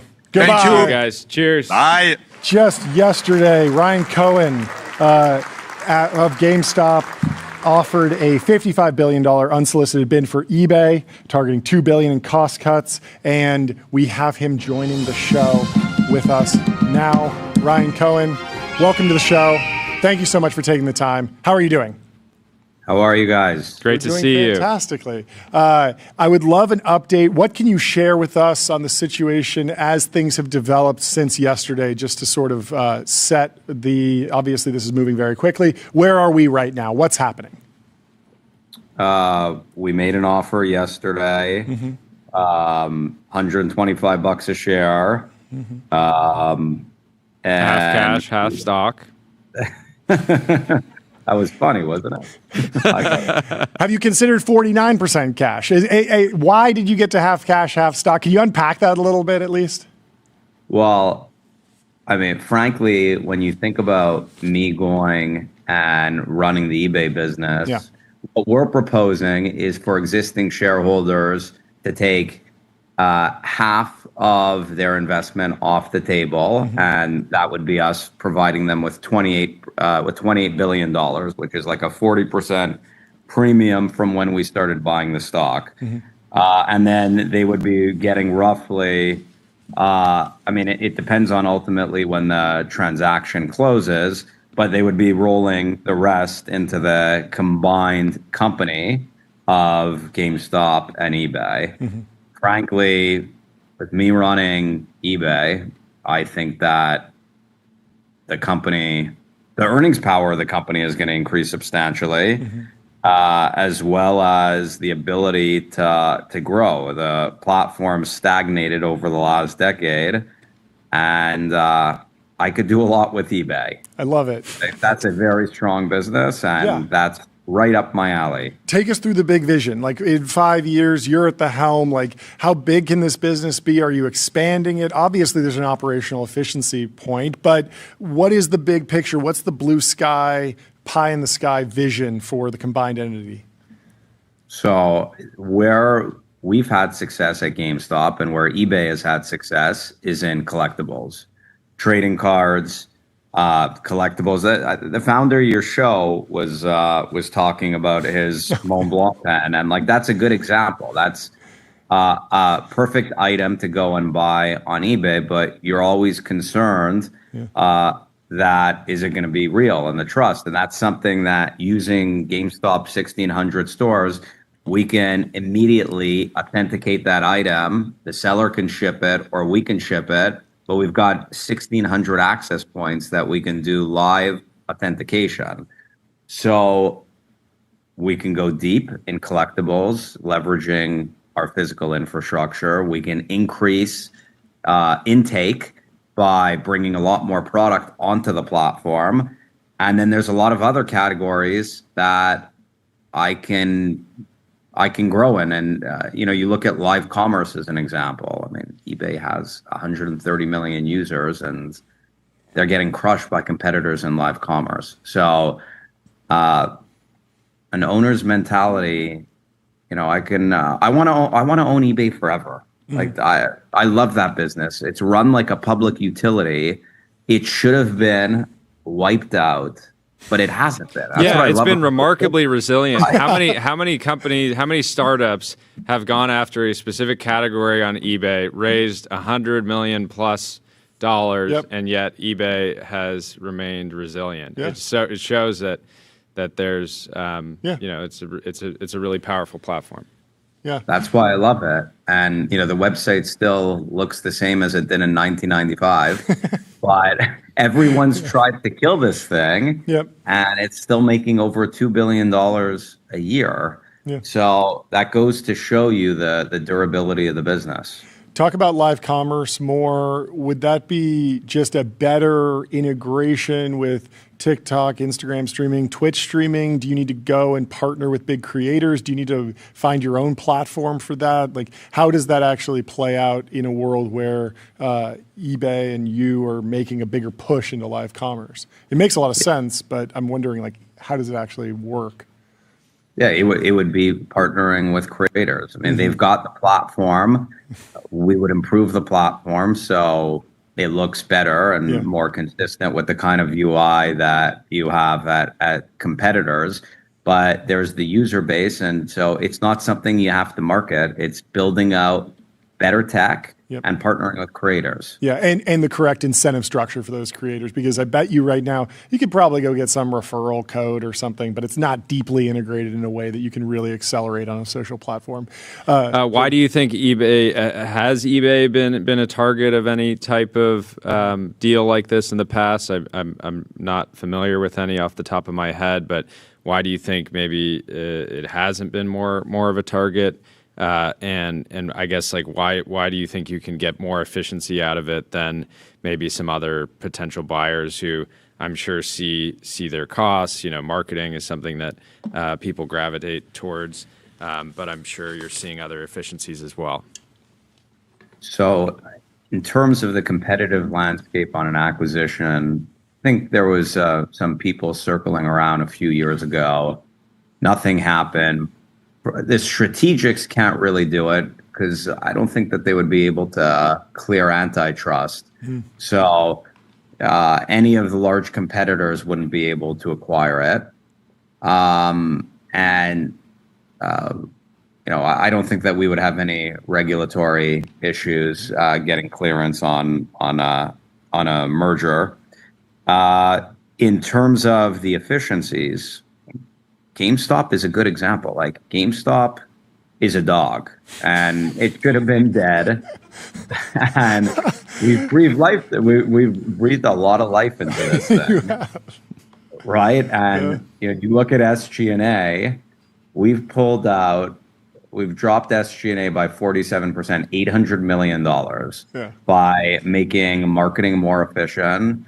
Almost turning off marketing. I mean, everyone knows GameStop. Everybody knows eBay. So you talk to the marketing people that tell you, like, it's going to tank revenues and all of this. And the reality is most of that marketing spend isn't making money, but everyone's trying to protect their jobs. And there's kickbacks. There's all kinds of perverse incentives. And so I'm running the business like a family business. It's really not that complicated. And you look at eBay spending $2.5 billion to grow 1 million users, $2 billion in cost cuts between sales and marketing and corporate overhead.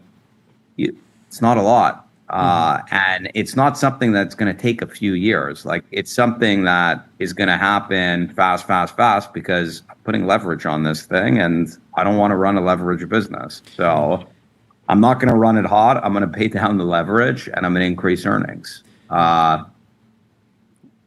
They're spending $5.5 billion on operating expenses on an $11 billion business that has no inventory and it's asset light. So there's 11,500 employees, and it doesn't make sense. It doesn't. You don't need. I could run that business. I could run that business from my house. Like, it's eBay. It looks the same as it did in 1995. They need 11,500. So is the Elon Twitter take private somewhat of an inspiration here? There's been a number after that happened. In many ways, the business suffered, but maybe it wasn't because of the deep cuts that he did to the team, and the service kept working. Yeah, the service kept working. It's still a great product. We've been surprised that more CEOs and management teams haven't done something like that with businesses that are household names but somewhat stagnated. Is that an inspiration at all? Yeah, and Twitter is a good example. I mean, what really happened at Twitter was that the advertisers, I don't know what the situation is now, but they pretty much conspired against him.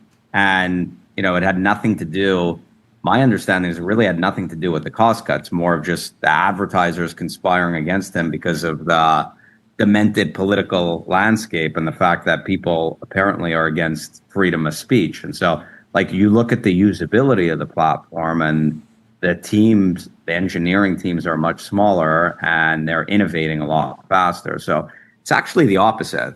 The more people you add, the more you slow things down.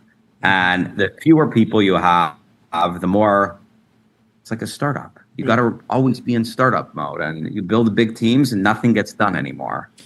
Do you think LLMs will be a tailwind for eBay over the next decade? It feels like for the long tail of commerce, you're trying to find really specific items. It feels like LLMs and people doing research in these products could be a catalyst for the business. Maybe there's things on eBay that would be tough to find, but if I'm really getting precise around prompting or running these sort of agentic searches, maybe I have a higher likelihood of purchasing something.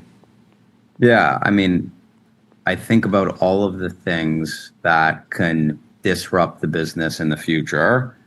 And, I think that eBay is the kind of business where the future of the business model is more certain than most tech businesses. And that's why it's done so well. And there's been such a lack of innovation, yet it hasn't been able to be disrupted. So I would expect that to continue to be the case. If it doesn't materialize as an M&A, are you looking at a board seat? You have a position. Will you be more active in a non-M&A scenario?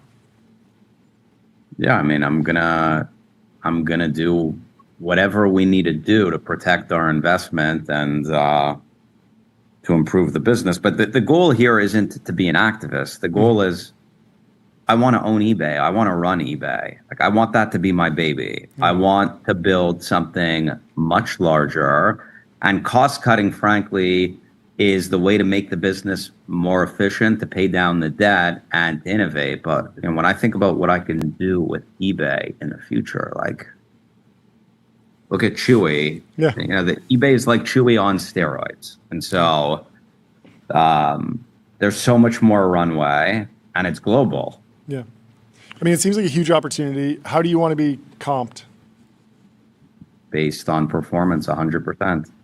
Is there any tension between you and the shareholders? How do you actually create alignment there? It would be, my current compensation plan is tied to really lofty metrics, and it's based on the first tranche. I've got to double market cap as an example, just to hit the first tranche, and the 10x it in order for it to fully vest. So seems pretty. I'm not interested in. Yeah, I haven't taken $1 of salary or any bonuses, and it's funny actually. I just got a call from my team today that said, "This is how I know they hate me." They're not happy about this, by the way. The GameStop. This is the GameStop team. eBay. No, eBay is not the eBay happy. team. Okay. Yeah, after this interview, they're really not going to like me, but because they're going to find out I'm cutting marketing spend, and the board already doesn't like me because I'm calling out all the board fees. Yeah. But I get a call and they say they're calling out your personal assistant. I said, what are you talking about? And they said they went on the GameStop's career page and they saw that there's a listing for the personal assistant, and it's all kinds of personal stuff, and that's basically a CEO benefit, and it's basically not you're using company resources personally. Mm-hmm. I pay for my personal assistant personally. I don't even pay for the company doesn't pay for my personal assistant. So they're already starting to get they're doing whatever they can. They want to fight. Has any major eBay shareholders reached out to you? Have you had, what is the general sentiment? What do you think it'll look like if you take this directly to the shareholders? I don't know. I mean, I want to own eBay at $125 a share. There's tax advantages to rolling it, but when I think about what eBay could be worth, if I'm running this business, I believe it's a heck of a lot more than $125 a share. And so I would roll 100% of the equity, but we'll see. We'll see what happens. Yeah. What do you think of Michael Burry's critiques? A lot of people were, talking about him exiting yesterday. He doesn't believe. Have you guys chatted? I haven't chatted with Michael in a long time. I've seen he's more active than he says, his investing philosophy. So I figured his risk appetite and the leverage we're putting on, just it didn't make sense for him. But it seemed as though it was more of a trade more so than anything.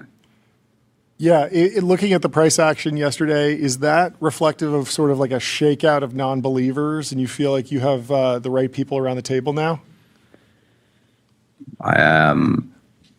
When I think back to Chewy, every single day was a shakeout of non-believers. So I don't know. It's hard to diagnose the shareholder base, and I'm focused on what I could build over a long period of time. And if I got my hands on eBay, I can build something worth a lot and much larger than it is. So, was Paramount at all an inspiration? I was going to ask.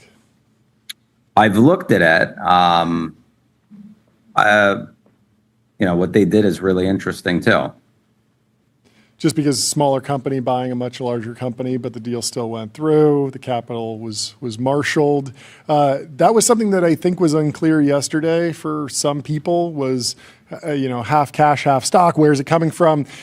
How much of this is just an ongoing conversation, and as you work through this process, you'll engage with other, pools of capital or financiers to actually put together the final package? Do you have a date that you want this to be done by? We have the cash. We have the cash accounted for today in terms of a highly confident letter from our bank for the $20 billion. Plus, we've got $9 billion of cash. So, and the rest would be them rolling the equity into the combined company. Sure. Yeah, I think that was the rolling of the equity was the thing that if it had got into the viral clip from CNBC yesterday, would have made a lot more sense. So I'm glad we're getting it in now. Yep. Is there how much of your critique of eBay is specifically around the current management team? They've done a decent job. It's anyone when you've got perverse financial and they're not operating like owners. It just when you've got it all on the line, you're going to do whatever it's going to take. 20-hour days, 7 days a week, you're not going to stop. And when equity is given out to you like candy, it's all companies. So the directors, board of directors make $4 million. It's like $350,000 to $450,000 per director. There's been no insider buying at the company. It's not a surprise. They're not going to light the money on fire. They're not going to light the world on fire. But you've got a bunch of professionals in the board and a professional management. Yeah. So, if this deal goes through, roughly what percentage of your personal net worth will be tied to it? Well, I haven't done the math, but if things go correctly, then it better be the majority. Otherwise, I'm wasting my time. Yeah. What was your first memory using eBay? Were you a power seller back in the day? Very good question. I bought and sold DJ equipment on eBay back in like 2003. It was amazing. I don't remember my first transaction, but I'm going to have to get back to you on that one. Okay.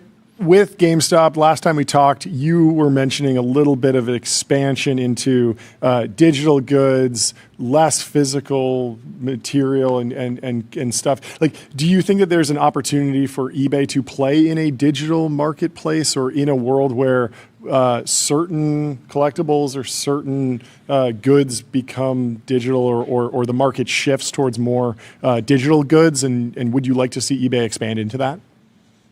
Yes and yes, in terms of a digital marketplace. And they're already doing it to a certain extent. I mean, like all kinds of Roblox digital items are bought and sold, but and I've actually bought them for my kids. And there's so much fraud on the platform. Like we're buying stuff, it's not a real item, end up having to do a chargeback, but then it ended up getting delivered. So you can't do a chargeback. So like they've got the basics of it, but it's not being done well. So like digital gaming, totally. That's a huge opportunity to dig into. There's so much potential. On digital stuff, I guess. You're obviously interested in cutting costs. Are you optimistic that stable coins might be a path to reducing costs? It's a high volume transaction business, obviously a lot of credit card fees. Maybe there's a way around that with stable coins. We hear that from a lot of stablecoin founders. Haven't heard it from as many operators. What do you think? I don't have a point of view on that. I haven't looked into it, so I think the sellers would probably be eating the cost, but potential option. Yeah. I don't know. Jordy? Do you have any sense of how eBay is using AI internally today? Have they spoken about it much? Do you believe they're getting very much leverage out of the models? Do you think there could be quite a bit more? I've seen that they've made listings easier in terms of just generating product descriptions and stuff like that. So I think they're kind of like doing the super easy stuff. Still, there's a lot of friction to sell a product on eBay. Like it's not easy. So the benefit of our 1,600 stores is we have the ability to increase intake, but I would go through it and I would make it as simple as possible to have a real item for sale as a seller. And there's a lot of steps. It's a pain in the ass. It's too difficult. Yeah. 1,600 stores. In the world where you combined eBay and GameStop, do you expect that number to increase, decrease, stay the same? It's a good question. I mean, our footprint is a moving target. This was part of what appealed to me originally when I went into GameStop was the leases were short term. So they're like 2 to 3 year leases. And as we see how the business performs, we decide whether or not it makes sense to renew the store. So, I mean, it's going to be dependent on the utility of the stores. Like if there's traffic and if profitability is increasing, we'll keep the stores open. And if it's not the case, then we'll shrink the store base. Okay. A couple other scenarios. In a world where an M&A doesn't happen, is there a business partnership to be done where verification of rare collectibles can happen at GameStop physical retail stores for a price and eBay is paying GameStop for that service? Is that something you've explored? Is that something that's at all likely to happen? Well, yes, and it would basically take $0 in CapEx in order to do something like that, and it's a good idea. I hope that doesn't happen because I want to run the entire thing. But if it doesn't, then there's a partnership option. I reached out to eBay I don't know, maybe a year or 2 years ago to talk to them about partnering, and they didn't engage seriously. Like everyone everyone's on vacation.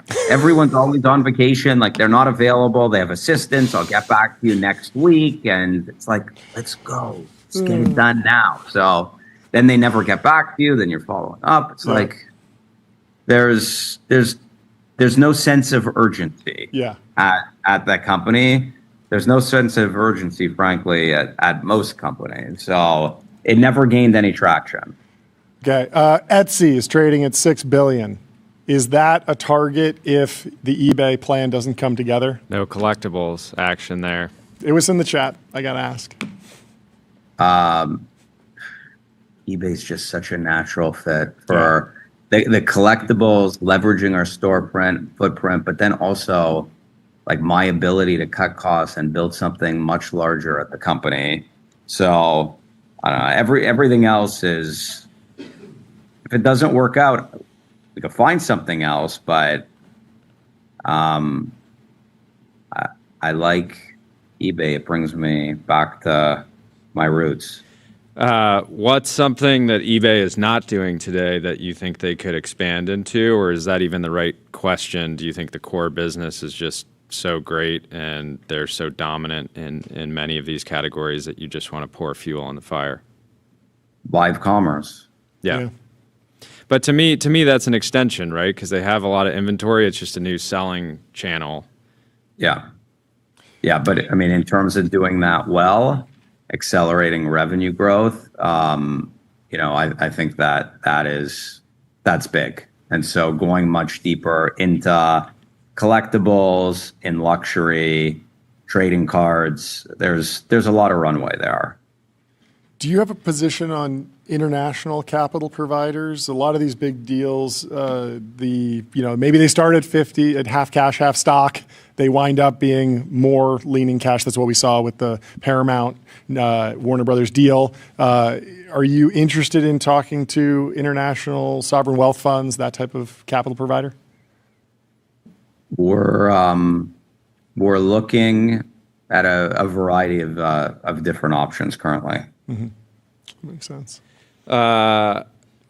Mutual friend of the show and GameStop Mod Retro. They've been pretty aggressively pushing into this retro gaming category. How do you see that growing? Our team at the office recently got an old Xbox 360, fired it up. I can see retro gaming just getting more and more popular. But what's your view on the category right now, and where do you think it's going? The return rates are kind of high, but we're building out the retro business in our stores currently. So it's still small, but it's a growing category for us. Mm-hmm. What do you want to see the rest of this week? How do you see it playing out?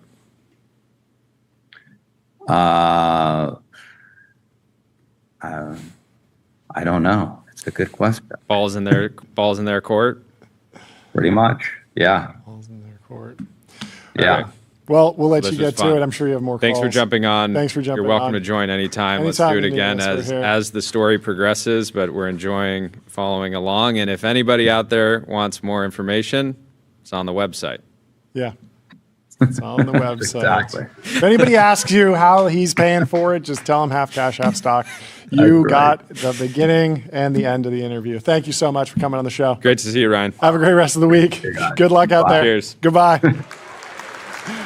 Oh, what a fun interview. It's on the website. I like the thesis. I keep coming back to I like the thesis. I was confused about the financing. I feel like an idiot now. A friend of mine who's an investment banker was like, yeah, like this could totally happen just the way he's describing, and everyone who's sort of reposting the clips thinking that it's crazy, it actually makes a lot of sense, and it could happen if the shareholders decide to roll forward. We'll see how it plays out. We'll see what happens. Obviously, with Warner Brothers, there was like an incredible pushback against any stock, and it wound up being all cash at the end of the day. But that was the Netflix thing.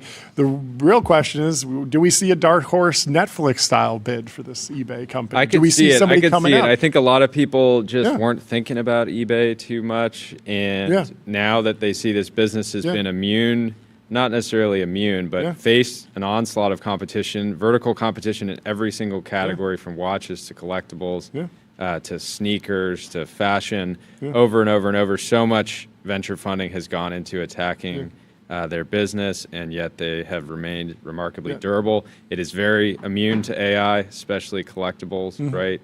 No amount of AI-led abundance can generate more rookie cards from 20, 30 years ago. So it seems like a great business. I think Ryan has a strong vision. I would not be surprised for some other players to also get excited about the opportunity now that he has pretty eloquently explained it to the world in his own words. And thank you everyone to in the chat for hanging out. You guys, the GameStop crew, you guys really are a family. We've had thousands of guests on the show, and no one shows up like you guys. They're the real deal. And they were asking us about some jargon that I didn't understand. I'm sorry if we didn't get to your questions. We tried to get the ones that sort of fit into this story. I don't have the full context on everything that's happened in the GME ecosystem. So good luck. We'll work on getting Ryan back on. We'll get him back on. We'll talk to him more. There's more news. He did have an interesting point that he says that he doesn't think any of the larger e-commerce players can make a bid because of antitrust considerations. I think he's thinking about Amazon, maybe Shopify. I don't know who else would be in that category of potential buyer, but then regulatory FTC, I don't want to dip my toe in. But when I think about Shopify is an interesting one. Yeah, Shopify. eBay really is a platform, right? I don't know that it makes any sense together. I'm not sure that it does either, but you can imagine they would be able to, we got to get Harley back on and put the screws to him. I was just thinking more like these scaled PE funds that that's not a regulatory issue. No, I know but I'm saying that's a potential dark horse. Totally. And specifically because they're kind of paralyzed, right? They're worried about investing in SaaS. They're maybe sitting on a bunch of SaaS companies that they can't exit for reasons we all know. Yeah, and this one might be more durable. I'm just thinking about the Amazon. Like, would you who is the Netflix of this story? If he's the Paramount and eBay is the Warner Brothers, it's the $10 billion company going after the $50 billion or $100 billion company. Who's the Netflix in that story? It feels like it would be Amazon, but Amazon's so dominant in e-commerce. Maybe a Shopify, but the thing I kept coming back to too is we've always said it has been shocking that the Elon Twitter playbook hasn't been applied to more companies. Again, the Twitter acquisition didn't go well, but that was because of the reason that Ryan talked about, which was more the advertiser revolt. So if ad spend on the platform craters, but you have these companies that have real network effects like Twitter, like eBay, I do think you can cut pretty dramatically and still have a thriving platform. At least my experience on X, we went through a period where stuff was pretty buggy, but I think they figured it out.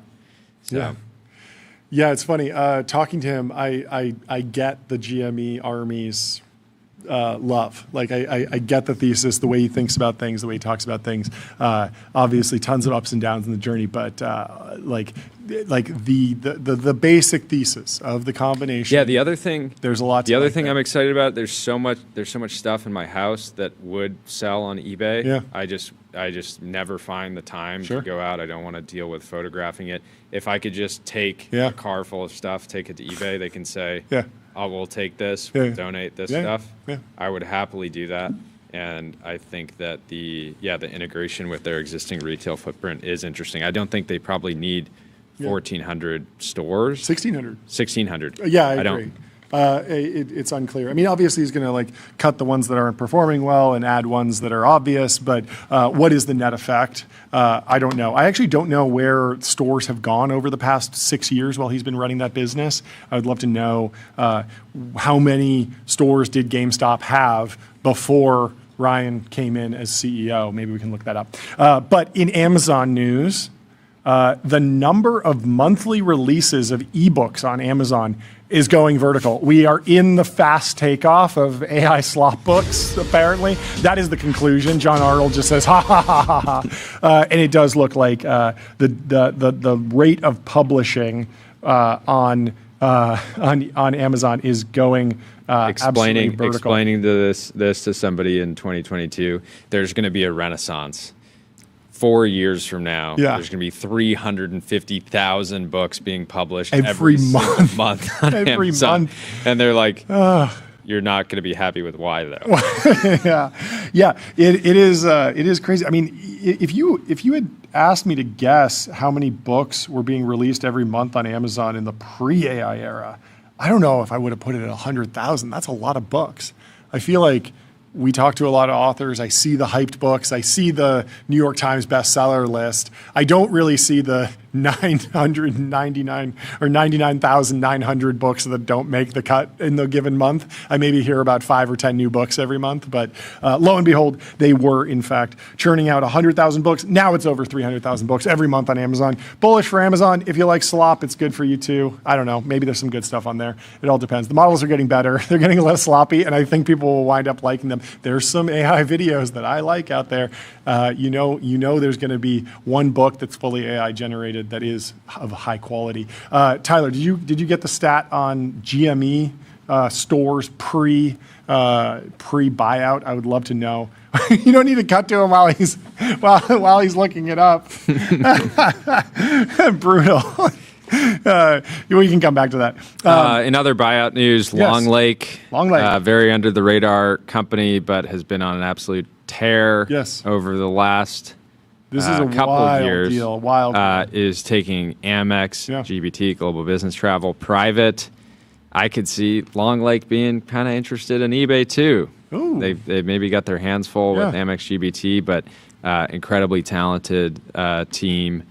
Been really unlocking the power. So it's a $6 billion take private. It's also interesting because General Catalyst, Mark Vergara, is sort of talking about the story of Long Lake. He says, we had the first Long Lake team retreat at my home in Miami just 2.5 years ago when the company was getting started. It's been incredible to watch. The talent and team have brought together to transform the services industry into one of growth and abundance with AI. Excited for yet another milestone. General Catalyst is honored to be the partner from beginning and excited to continue the strategy of backing what we believe are the best AI investments. And interesting because General Catalyst is also an investor in Ramp, I believe. And so there's a question about like Ramp has a travel product. How different is Amex Business, Global Business Travel from Ramp Travel? Obviously there's some overlap there, but there might be some synergies since there's board members in common now. Who knows where this goes? But at $6.3 billion, that's a small slice compared to Ramp, which has been on an absolute tear. Another big raise before we close out for the day.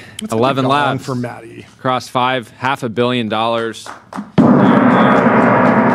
New investors: BlackRock, Wellington, Nvidia, Santander, Jamie Foxx. Is this a raise or is this just a flex? They're just flexing they welcomed some new investors. Okay, they got some new. I don't know that they announced their new valuation. Well, but with the good I stuff. bet it's Mitchell high. Green would be very happy. You know, if you have ARR, that's what you report. If you don't, you report the valuation.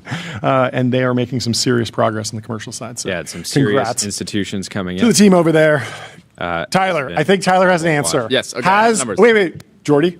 Do you think the number of GameStop stores has increased or decreased or stayed the same since Ryan Cohen's tenure? What do you think? Back of the envelope. What do you think? I would assume that it decreased, but because you're asking me, maybe. You're going increase. Lock it in. Final answer. I'm going decrease. You're going decrease. Okay, what do you got? What are you going? I got to take the other side. I'm going increase now. Okay, so 2021, January 30, 2021, they were at 4,800 worldwide. Okay. This past January, they were at 2,200. Okay. Yeah, so I thought you were asking me. I thought you were trying to trick me. No, I wasn't trying to trick you. I was just trying to get you to lock in a random guess. Ryan Cohen is such a savage operator. 5x store count in a retail apocalypse. No, clearly he made it much more efficient and everything. Yeah, as Elon, and the chat's really helping here. There's a massive decrease. Obviously, everyone knows. As Elon said, your questions are meant to trick me. Yeah. Anyway. Well, speaking of retail, what's going on? McDonald's Oh, this is fake. It's fake. There's so much fake news in the timeline. I saw a funny debunk of there was someone on Instagram who was reacting to goats, a video of goats on mountains, and was like making fun of the goats on the mountains. And then there was someone debunking that, saying that that's AI goats, but goats do in fact climb mountains, and so you could do the same funny video, but you should have used the National Geographic video. Every post requires like a deep dive on like, is this real? But maybe the future with all that XAI capacity, they can just do Grok is this real on every post before it goes out. Generate the community note before I even hit send. If I'm posting fake news, just let everybody know. Community note singularity. Anyway. Well, folks, thank you for tuning in today. Thank you for tuning in. It's been an honor.